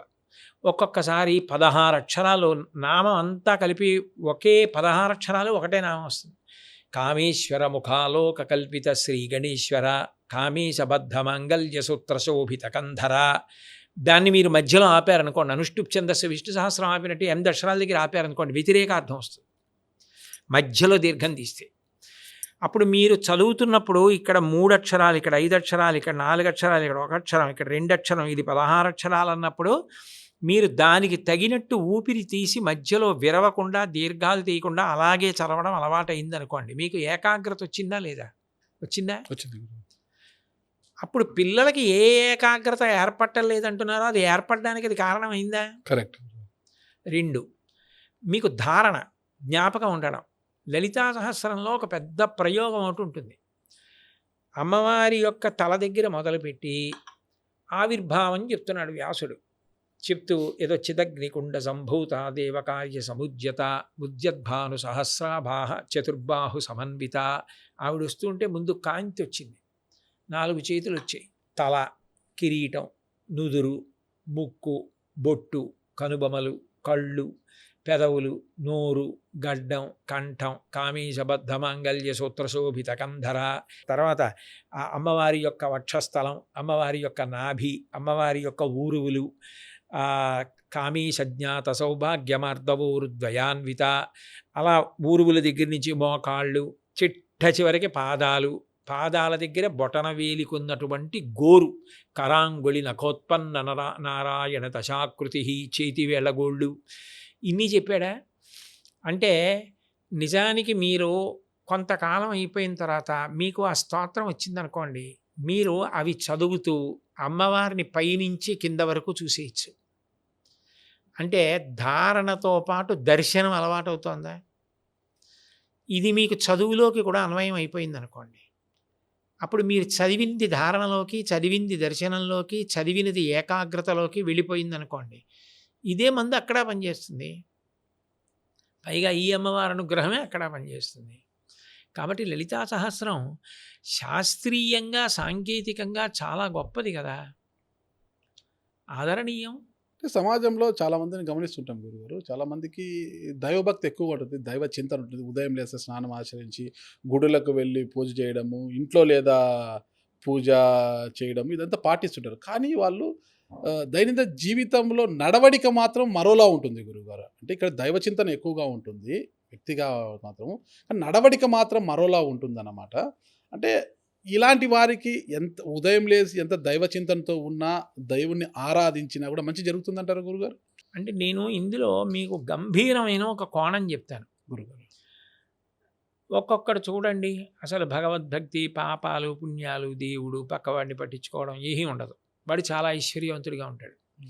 ఒక్కొక్కడు చాలా పవిత్రమైన జీవితంతో ఉండి దరిద్రుడిగా ఉంటాడు. అప్పుడు సాధారణంగా ఏమంటారంటే, ఏమండి భగవంతుడు అన్నవాడు ఉంటే ఈయన ఇలా ఉండడం ఏంటి, ఆయన అలా ఉండడం ఏంటి? కరెక్ట్ గురుగారు. దీనికి జవాబు ఒక్కటే. సనాతన ధర్మంలో ప్రాణప్రదమైన సిద్ధాంతం ఏమిటంటే కర్మ సిద్ధాంతం. గత జన్మలలో మీరు చేసిన పాపపుణ్యాలు ఏ ఉన్నాయో వాటిని మీరు ఈ జన్మలో అనుభవించాలి అని. ఆయన గత జన్మలలో పుణ్యం చేశాడు, దాని ఫలితం ఇప్పుడు ఐశ్వర్యం అనుభవిస్తున్నాడు. ఇప్పుడు చేస్తున్నాడు పాపం, దీన్ని అనుభవిస్తాడు. ఆయన గత జన్మలో పాపం ఇప్పుడు పూర్తి చేసేసుకుంటున్నాడు, అయినా ఇప్పుడు పవిత్ర జీవనం పొందున్నాడు, అందుకని దీని ఫలితం ఉత్తర జన్మల్లో పొందుతాడు. అప్పుడు ఆయనకి హెచ్చరిక, ఈయనకి భుజం మీద చెయ్యి పెట్టి అభినందించి అదే పవిత్ర మార్గంలో వెళ్ళడానికి తోడ్పాటు. పునర్జన్మ సిద్ధాంతంలో కర్మ ప్రధానమై ఉంటుంది. అది మీరు పెట్టలేదు, నేను పెట్టలేదు, అది ప్రధాన సిద్ధాంతం. అది దాని వలన పాపపుణ్యాలే దుఃఖంగా సుఖంగా మారుతూ ఉంటాయి అని. అయినప్పుడు వ్యక్తి అసలు పూజ భగవంతుడు ఇంటి దగ్గర ఏదో ముందు పూజ చేయడం మొదలెట్టాడు అనుకోండి, ఒక్కటి గుర్తుపెట్టుకోండి, అసలు భగవంతుడు ఉన్నాడని నమ్మాడు కదా. ఇప్పుడు దయానంద సరస్వతి స్వామి వారి దగ్గరికి వెళ్ళి ఒక ఆవిడ ఒక మాట అంది, మా అత్తగారితో నేను పడలేకపోతున్నాను స్వామి, అసలు ఆవిడ రాక్షసి చంపుకు తినేస్తుంది నన్ను, ఒక్క గంట మాత్రం మౌనంగా ధ్యానం చేసుకుంటుంది, ఆ ఒక్క గంట నేను ప్రశాంతంగా ఉంటాను, మరి అప్పుడు దానివల్ల ప్రయోజనం ఏమిటని అడిగింది. ఆయన అన్నారు, ఆ ఒక్క గంట నువ్వు ప్రశాంతంగా ఉండడమే ప్రయోజనం, కనీసం ఆ గంట కూడా ఉండకపోతే ఆ మొదలైంది ఉందే పూజ, అది మెల్లిమెల్లిగా ఎక్కడో పండుతుంది. వాళ్ళకి నేను ఇంట్లో చేస్తున్నదే కాదు, ఇదే భగవంతుడు అందరి యందు ఉన్నాడు, నేను బయట పాపం చేసి ఇంట్లోకి వెళ్ళి పూజ చేస్తే ఆయన దానికి సంతోషించడు, నేను ఆయన చెప్పినట్టు బ్రతికితే సంతోషిస్తాడు. మీకు నేను ఒక్క ఉదాహరణ చెప్తా, మీకు అర్థమైపోతుంది. ఒక యజమాని ఉన్నాడు అనుకోండి, ఇద్దరు సేవకులు ఉన్నారు, ఒక ఆయన ఆవులకు పాలు తీయడం గడ్డేయడం పొలం పనులు చూడడం చేస్తాడు, ఒక ఆయన ఎప్పుడూ యజమాని దగ్గర కూర్చొని స్తోత్రం చేస్తూ ఉంటాడు. ఓ రోజు సాయంకాలం పని చేసుకునేవాడిని పిలిచి, ఒరే వీడు చూడు నన్ను ఎంత బాగా పొగుడుతున్నాడో, నువ్వు ఏమీ వినవు, కూర్చో నా గొప్పతనం వినన్నాడు. ఆయన అన్నాడు, నాకంత ఖాళీ లేదండి, ఆ ఆవులకి దూడలు వదిలే సమయం పాలు తీయాలి, వాడి దగ్గర గడ్డి తీయాలి, నేను ఇప్పుడు రానన్నాడు. యజమాని తెలివైన వాడైతే ఆయన్ని పనిలోంచి తీసేస్తాడా, ఒరే నువ్వు ఆయనలా ఉండడం నేర్చుకుంటాడా రెండోవాడిని. తను చెప్పినట్టు బ్రతికినవాడు గొప్ప, అంతేగాని కేవలం తన్ని పొగుడుతూ కూర్చున్నవాడు గొప్ప కాదు. భగవంతుడు చెప్పినట్టు బ్రతకడం గొప్ప. 10 మంది కోసం బ్రతకాలి, నలుగురు సుఖపడేటట్టుగా ప్రవర్తించాలి, మనకి ఏదొస్తే అది ఈశ్వరపరం చెయ్యాలి. పూర్వం దేవాలయంలో నాట్యం చేసేవారు ఎందుకు? రాజోపచారంలో. తనకి నృత్యం వస్తే అది 10 మందికి ఉపయోగపడాలంటే శుద్ధి చేసే కర్మాగారం. ఈశ్వరుడి ముందు నృత్యం, ఈశ్వరుడి ముందు గానం.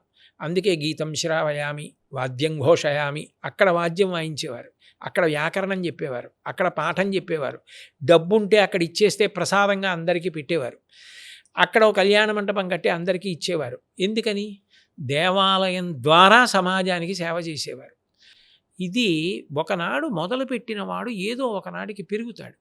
అసలు మొదలే పెట్టలేదనుకోండి, వాడు మరింత ప్రమాదకరంగా అయిపోడు. అందుకని అక్కడ వరకు వచ్చాడు, ఆయన ఇంకా ఎదగాలని మనం భగవంతుడికి ప్రార్థన చేద్దాం. ఏమండి, మీరు చెప్పిన దాని ప్రకారం గత జన్మలో చేసిన పాపకాలు ఈ జన్మలో అనుభవించక తప్పదు అంటుంటాను.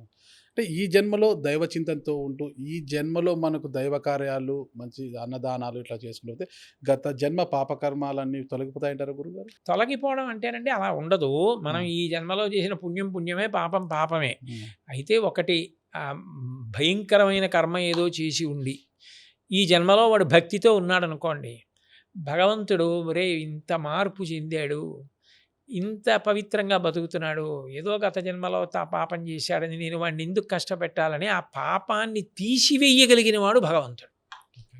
పాపం తనంత తాను పోదు, పాపం తనంత తాను ఫలితం ఇవ్వదు, పుణ్యం తనంత తాను ఫలితం ఇవ్వదు. పుణ్యానికి ఫలితాన్ని ఇచ్చేవాడు, పాపానికి ఫలితాన్ని ఇచ్చేవాడు, పాపం తీసేయగలిగిన వాడు భగవంతుడు. అందుకు పూజ.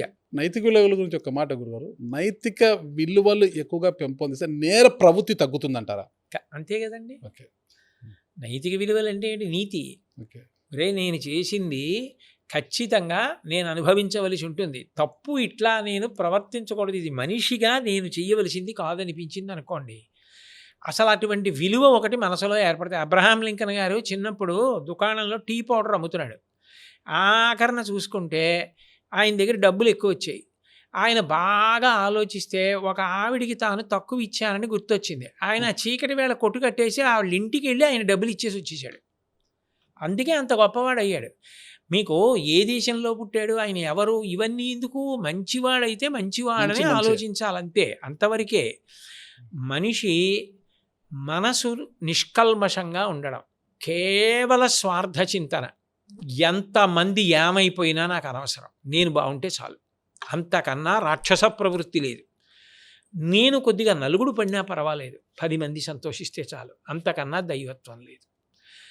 మనిషి మారకపోతే సమాజం నశించిపోతుంది. నేను మీకు ఒక్కటే చెప్తున్నా కారణం, మనిషి మీద సమాజం ఆధారపడుతుంది. ఎందుకనంటే ఒక గుర్రానికి డెక్కలు చీలి ఉండవని దాని మీద కూర్చుని కొండలెక్కేవాడు మనిషి, గాడిద బరువు మోస్తుందని గాడిదని వాడుకునేవాడు మనిషి, నెమలి నృత్యం చేసి నృత్యం నేర్చుకునేవాడు మనిషి, పక్షిని చూసి విమానం కనిపెట్టినవాడు మనిషి, సమస్త జీవులలో ఉన్న విభూతిని మనిషి వాడుకుంటాడు. అటువంటి మనిషి సమాజం గురించి ఆలోచించకపోతే ఒక్క మనిషే కాదు, సమాజమే నాశనం అయిపోతుంది.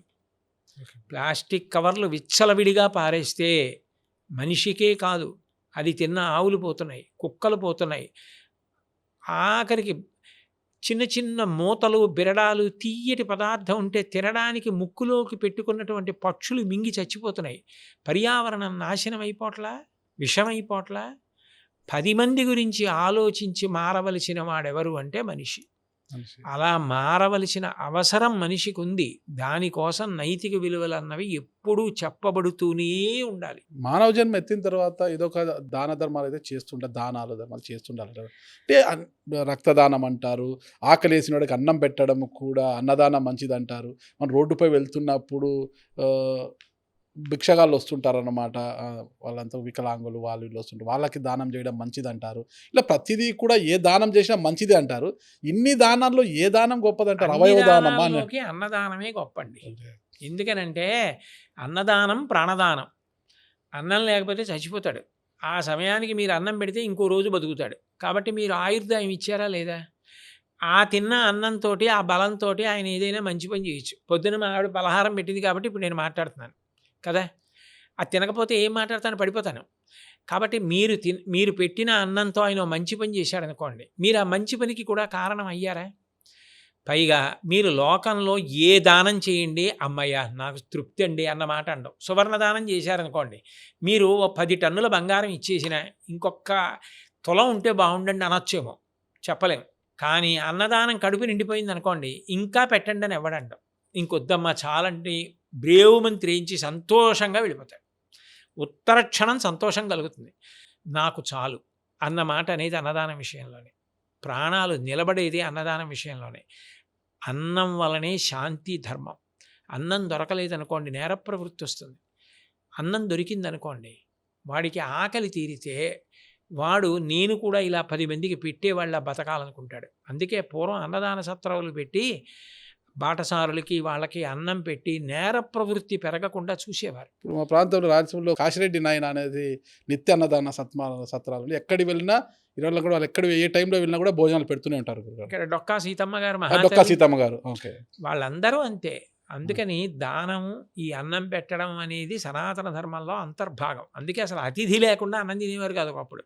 మరి మీరు అంటున్నారు గురుగారు, మనం భోజనం చేసే సమయంలో ఒక భిక్షగాడు వస్తాడు, వచ్చి వాళ్ళు భిక్షం ఎత్తుకోవడానికి వస్తారు. వాళ్ళు పిలిచినప్పుడు మళ్ళా రాపో అని అంటుంటాం. లేదా మూగజీ వాళ్ళ ఇంటికాటికి వస్తుంటాయి అన్నమాట, వాటిని తరుముతుంటాం. అంటే మనము భోజనం చేస్తాం. వాళ్ళు సరిగ్గా వినలేదేమో, మళ్ళీ రాపో అన్నారా, కొంచెం సేపు ఆగొస్తానన్నారు. అంటే తింటున్నాడు కదా, తినేసాక వచ్చి పెడతానన్నాడేమో. మనం భోజనం వాళ్ళు కూడా ఆకలితో వచ్చారు, వాళ్ళ ఆకలిని తీర్చి మనం ఆకలి తీర్చుకుంటే మంచిది అంటారా? మన ఆకలి తీర్చుకుని వాళ్ళ ఆకలి తీర్చడం మంచిది అంటారా? చాలా గొప్పవాడు అనుకోండి, ముందు ఆయనకి పెట్టి తాను తింటాడు రంతిదేవుళ్ళ. Okay okay. ఓ మోస్తరు వాడు అనుకోండి, ఉండవయా నేను తిన్నాక కొంత మిగిల్చి పెడతానంటాడు. 2వ వాడు 1వ వాడు అవ్వాలి, 1వ వాడు ఇంకా పెరగాలి. అంతే నేను చెప్పగలను. శైవక్షేత్రాల గురించి చెప్పారు గురుగారు. మనం శివాలయాలకు వెళ్ళినప్పుడు శివుడి లింగం ఉంటుంది, ఎదురుగా నంది విగ్రహం ఉంటుంది కదా. ఇక్కడ నందికి శివుడికి మధ్యలో మనం వెళ్ళకూడదు అనేది అంటుంటారు కదా. నిజంగా వెళ్ళకూడదా? వెళ్తే మన అపచారం. నందికి శివుడికి మధ్యలోకి ఎందుకు వెళ్ళొద్దు అంటారంటే, నంది ప్రపంచానికి పృష్ఠభాగం పెడతాడు, శివుడి వైపుకి దృష్టి పెడతాడు. వెనక బాజాలు వాయించండి, ఏం చేయండి, ఆయన వెనక్కి తిరిగి మాత్రం చూడడం. శివుని ఎందే దృష్టి పెట్టి ఉంటాడు. అట్లాంటి వాళ్ళిద్దరి మధ్యలోకి వెడితే ఆయనకి ఇబ్బంది కలగదు, అందుకని వెళ్ళొద్దంటారు. రెండోది, నంది పశువు, అంటే జీవుడికి సంకేతం. పశువు అంటే అందరూ పశువులే. జన్మాన్న రాట చేత కట్టబడిన వాళ్ళందరూ పశువులే, కర్మపాశాల చేత కట్టబడతాం కాబట్టి. మనందరికీ ప్రతినిధి నందీశ్వరుడు. జీవుడు చివరికి పరబ్రహ్మమునందు ఐక్యమై భేదము లేని స్థితిని పొందాలి. అందుకని మధ్యకి వెళ్ళకు, ఆ ప్రస్థానం అలా నడవాలి అని చెప్పడానికి శివలింగానికి నందికి మధ్యకి వెళ్ళకండి అంటారు.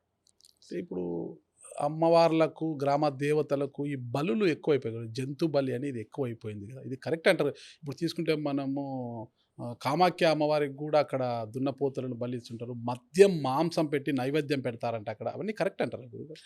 నాకు తెలిసినంత వరకు నేను చెప్పేది ఏంటంటే, అమ్మవారు అనేటటువంటిది కరుణామూర్తి, భగవంతుడు కరుణాసముద్రుడు. ఆవిడికి మనం ప్రేమతో ఏది ఇచ్చినా ఆవిడ సంతోషిస్తుంది. ఇట్లాగే చెయ్యాలి, ఇట్లాగే చెయ్యండి అని నిబంధన ఏముండదు. కాబట్టి మనం సాధ్యమైనంత వరకు అట్లాంటి వాటి జోలికి వెళ్లకుండా ఉండడం, అట్లాగే ఇతరుల్ని కూడా మంచి మార్గం వైపు మళ్లించడానికి ప్రయత్నించడమే మంచి విషయం. నేను కామాఖ్య అమ్మవారి దేవాలయానికి ఒక పర్యాయం వెళదాం అనుకున్నాను.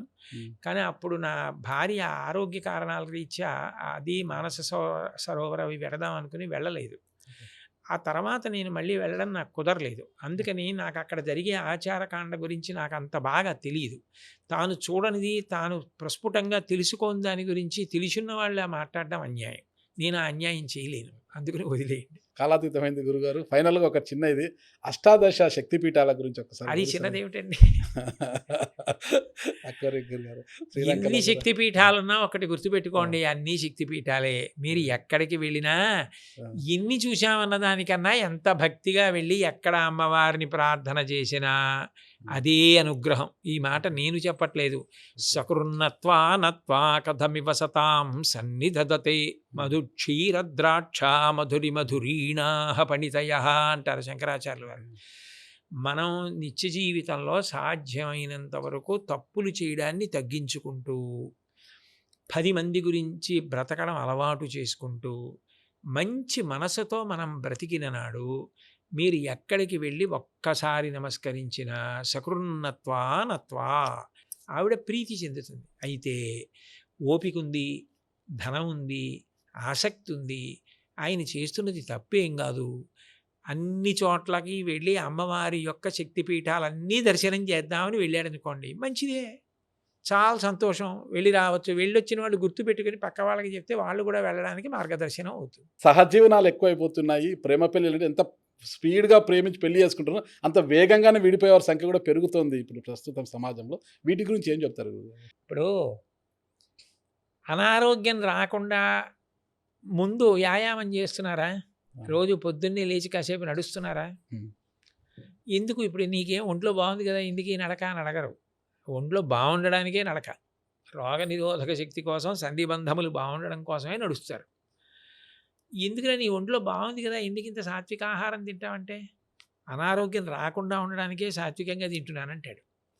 పెళ్లి చేసుకునేవాడు కూడా పెళ్లి విలువ తెలుసుకుని పెళ్లి చేసుకున్నాడు అనుకోండి, ఇలాంటివి ఉండవు. రామాయణ కావ్యం లాంటిది బాగా చదువుకుని, సీతారామ కళ్యాణం బాగా చదువుకుని, రుక్మిణీ కళ్యాణం బాగా చదువుకుని, పార్వతీ కళ్యాణం బాగా చదువుకుని, మహాత్ముల జీవితాల్లో పెళ్లి చేసుకున్న తర్వాత వాళ్ళు కూడా దాంపత్యంలో ఎన్ని కష్టాలు పడ్డారు, ఎన్ని ఇబ్బందులు పడ్డారు. మహాత్మా గాంధీ గారి జీవిత చరిత్ర చదవండి. అలాగే భానుమతి రామకృష్ణ గారు వాళ్ళ అమ్మగారు నాన్నగారు ఎన్ని కష్టాలు పడ్డారు. ఆఖరికి పిల్లలకు అన్నం పెట్టి తినడానికి లేక తోటకూర ముద్ద చేసుకుని తిని సంగీతం పాడుకు పడుకున్నారు. అది కష్టసుఖాల్లో తోడు నీడగా చెయ్యి పట్టుకుని ప్రస్థానం చేయడంలో, ఒకసారి చెయ్యి పట్టుకున్న తర్వాత విడిచిపెట్టకుండా ఉండడం ఈ దేశ సంస్కృతి, ఈ దేశం గొప్పతనం. అంతేగాని అది భగవంతుడిచ్చిన గొప్ప స్నేహం. నాతో కలిసి పుట్టినది కాదు, ఎక్కడో పుట్టి నాకు ఇల్లాలైంది, నేను ఆమెకంతే. అదొక గొప్ప ప్రస్థానం. భార్యాభర్తలు ఎలా ఉండాలి గురుగారు? ఇద్దరం కలిసి ఇలా ప్రస్థానం చెయ్యాలి. అంతేగాని 100% నాకు నచ్చినట్టు తనుండే అవకాశం ఉండదు, తనకి నేను ఉండే అవకాశం. ఎలా ఉండాలి? నైతిక విలువలు అనేది ఇంట్లోనే స్టార్ట్ కావాలి. భార్యాభర్తలు బాగుంటేనే పిల్లలకు కూడా అదే లక్షణాలు వస్తాయి. భార్యాభర్తలు ఎలా ఉండాలి అంటే, వాళ్ళిద్దరూ కూడా నాణ్యానికి అటు ఇటు ఎలా ఉంటుందో, వాక్కు అర్థము ఎలా కలిసి ఉంటాయో భార్యాభర్తలు కూడా అట్లా ఉండాలి.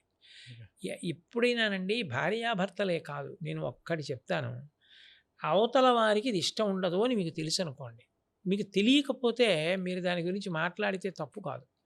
మీకు ఆ విషయం ఇష్టం ఉండదని నాకు తెలుసు అనుకోండి, నేను అది మాట్లాడకుండా ఉంటే చాలు, మీకు నా యందు స్నేహభావం ఉంటుంది. నేను అదే మాట్లాడాను అనుకోండి, స్నేహం చెడిపోతుంది. భార్యాభర్తలైనా అంతే. ఒండుల యందు అప్రీతికరమైన విషయాల జోలికి వెళ్లకుండా, ఇద్దరికీ ప్రీతికరమైన విషయం ఏదో ఒకటి లేకుండా ఉండదు. వాటిని పట్టుకొని కలిసి బ్రతకడం, సామాజిక కర్తవ్యాన్ని తెలుసుకోవడం. ఎందుకని అంటే పిల్లలు ఏమైపోతారు, వాళ్ళిద్దరు విడిపోతే మరి పిల్లలు వాళ్ళ మీద ఎంత దుష్ప్రభావం చూపిస్తుంది, ఆ పక్కింటి వాళ్ళకి వీళ్ళ గురించి ఎంత దుష్ప్రభావం చూపిస్తుంది. అందుకని బాగా ఆలోచించి సాధ్యమైనంత వరకు ఓర్పు పట్టడం. నీకేం ఒడ్డున కూర్చొని చెప్తావు, మాకు ఇదిగో ఇంత కష్టం వచ్చి మేము విడాకులు తీసుకోవలసి వచ్చింది అన్న వాళ్ళ గురించి నేను మాట్లాడటం లేదు. కానీ ప్రాథమికంగా ముందు మన వరకు మనం అవగాహన పెంచుకొని ప్రస్థానం చేయవలసిన అవసరం తెలుసుకోవడం మాత్రం చాలా ఉంటుంది. అంటే అందరూ జీవితాలు పండిన దంపతులందరూ ఏ కష్టాలు పడకుండా కీర్తి ప్రతిష్టలు పొంది ఆ స్థాయికి వెళ్ళిన వాళ్ళు కారండి. ఎంతో కష్టాలు పడ్డవాళ్లే, ఎన్నో ఇబ్బందులు పడ్డవాళ్లే. ఘంటసాల వెంకటేశ్వరరావు గారు ఇవాళ ఆయన పేరు చెప్తే 2 చేతులు ఎత్తి నమస్కారం చేస్తారు. ఆయన శరీరం వెళ్ళిపోయి ఇన్ని దశాబ్దాలైనా ఆయన పాట వినపడని రోజు ఉండదు.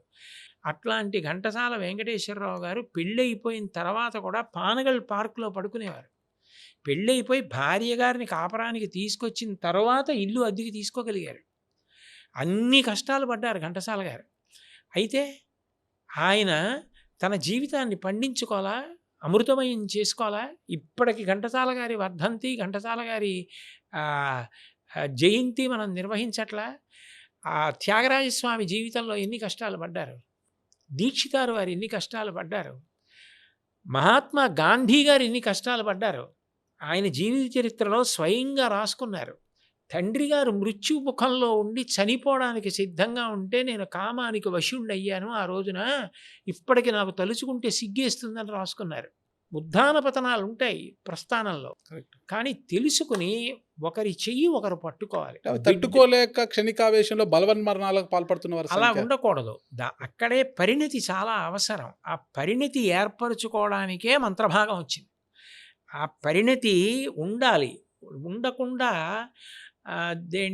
తొందరపాటుగా ప్రవర్తిస్తే అది చాలా ప్రమాదానికి వెడుతుంది. అందుకని పెద్దలు అన్నవాళ్ళు ఉండడం అన్న మాట కారణం ఏమిటంటే అప్పుడు జోక్యం చేసుకొని వాళ్ళు కూడా తప్పు ఇలా జరిగితే భవిష్యత్తులో మీరు చాలా ఇబ్బందులకు లోనైపోతారు, ఇట్లా చేయకండి, ఇద్దరూ కలిసి ఉండండి, ఇద్దరూ చెయ్యి పట్టుకొని ప్రస్థానం చేయండి, ఉంటాయి కొద్దిగా కష్ట సుఖాలన్నవి అని అలవాటు చేస్తే ఆ తర్వాత వాళ్ళు పొందే ఆనందం వేరుగా ఉంటుంది. అందుకని నేను చెప్పేది ఒక్కటే, ఆ వైవాహిక జీవితం యొక్క విలువ, అందులో ఉన్న శాంతి అర్థం చేసుకోమని చెప్తాను. ఎందుకనంటే మీరు చూడండి, నేను ఎక్కడో ఉపన్యాసాలకు వెడతాను, ఏదో ప్రవచనాలు చేస్తాను, ఇంటికి వెడతాను, నాకు శాంతి స్థానం ఎవరు? నన్ను ఎవరైనా అనకూడని మాట అన్నారనుకోండి, నా వ్యక్తిగత జీవితం మీకన్నా ఎవరికి తెలుసు? నా భార్యకి తెలుసు. నేను నిజంగా ఏమైనా కోరుకుంటూ ఉంటానా, నేను ఏమైనా ఆశపడి చేస్తూ ఉంటానా, ఇవన్నీ ఎవ్వరికన్నా తెలుసున్నది ఎవరికి? నా భార్యకి తెలుస్తుంది. భార్య ఆత్మ సమస్సఖ, నా ఆత్మ ఎంతో నా భార్య అంతే, ఆమెకి తెలియందేం ఉండదు, అన్నీ తెలుసు. నన్ను ఎవరో నిష్కారణంగా నింద చేశారనుకోండి, నేను చాలా చిన్నబుచ్చుకున్నాను అనుకోండి, మీరు ఎందుకు బెంగ పెట్టుకుంటారు? మీ జీవితం ఏమిటో ఎందుకు తెలియాలి అందరికీ? భగవంతుడికి తెలుసు, మీకు తెలుసు, నాకు తెలుసు. ఇవాళ మిమ్మల్ని అన్నవాళ్ళు ఉన్నారే, వాళ్ళే ఒకనాడు మీకు గొప్ప స్నేహితులై ఆనాడు తొందరపడ్డామండి అని మీ పక్కన నిలబడి మీ కార్యక్రమాన్ని సమర్థించి మీతో కలిసి నడుస్తారు. అదే కదా భగవంతుడి అనుగ్రహం అంటే. మీరు చెప్పేది అదే కదా ప్రవచనాల్లో. ఎక్కడో చిన్న ఇబ్బంది వచ్చిందని మీరు నిలబడిపోతారా, చిన్నబుచ్చుకుంటారా? అలా చిన్నబుచ్చుకోకూడదు. అని తల్లి బిడ్డని జోకొట్టినట్టు నన్ను సేద తీర్చగలిగినది ఎవరు? భార్య. అది కొంత ప్రస్థానం చేస్తే ఆ మనసులు ఒకటైపోతాయి పాలు నీళ్ళల్లా. అది అయ్యే వరకు మొదట్లో తొందరపడితే ఎలా? ఇష్టాయిష్టాలన్న మాటల కన్నా త్యాగబుద్ధితో కలిసి ప్రయాణం చేస్తే అనుబంధం ఏర్పడుతుంది. అది పెద్దలు పిల్లలకి చెప్తే పిల్లలు కూడా అలా ప్రస్థానం చేస్తారు. ఈ దేశంలో ఒకనాడు విడాకులన్న మాట లేని గొప్ప రోజు మళ్ళీ వస్తుందని మనం ఊహ చేద్దాం. ఖచ్చితంగా ఆ రోజు రావాలని కోరుకుంటాం. గురుగారు, మీ విలువైన సమయాన్ని మా కోసం వెచ్చించి మంచి విషయాలు చెప్పారు. థ్యాంక్ యూ గురుగారు. నమస్కారం. చాలా సంతోషం. స్వస్తి. శుభం భూయాత్.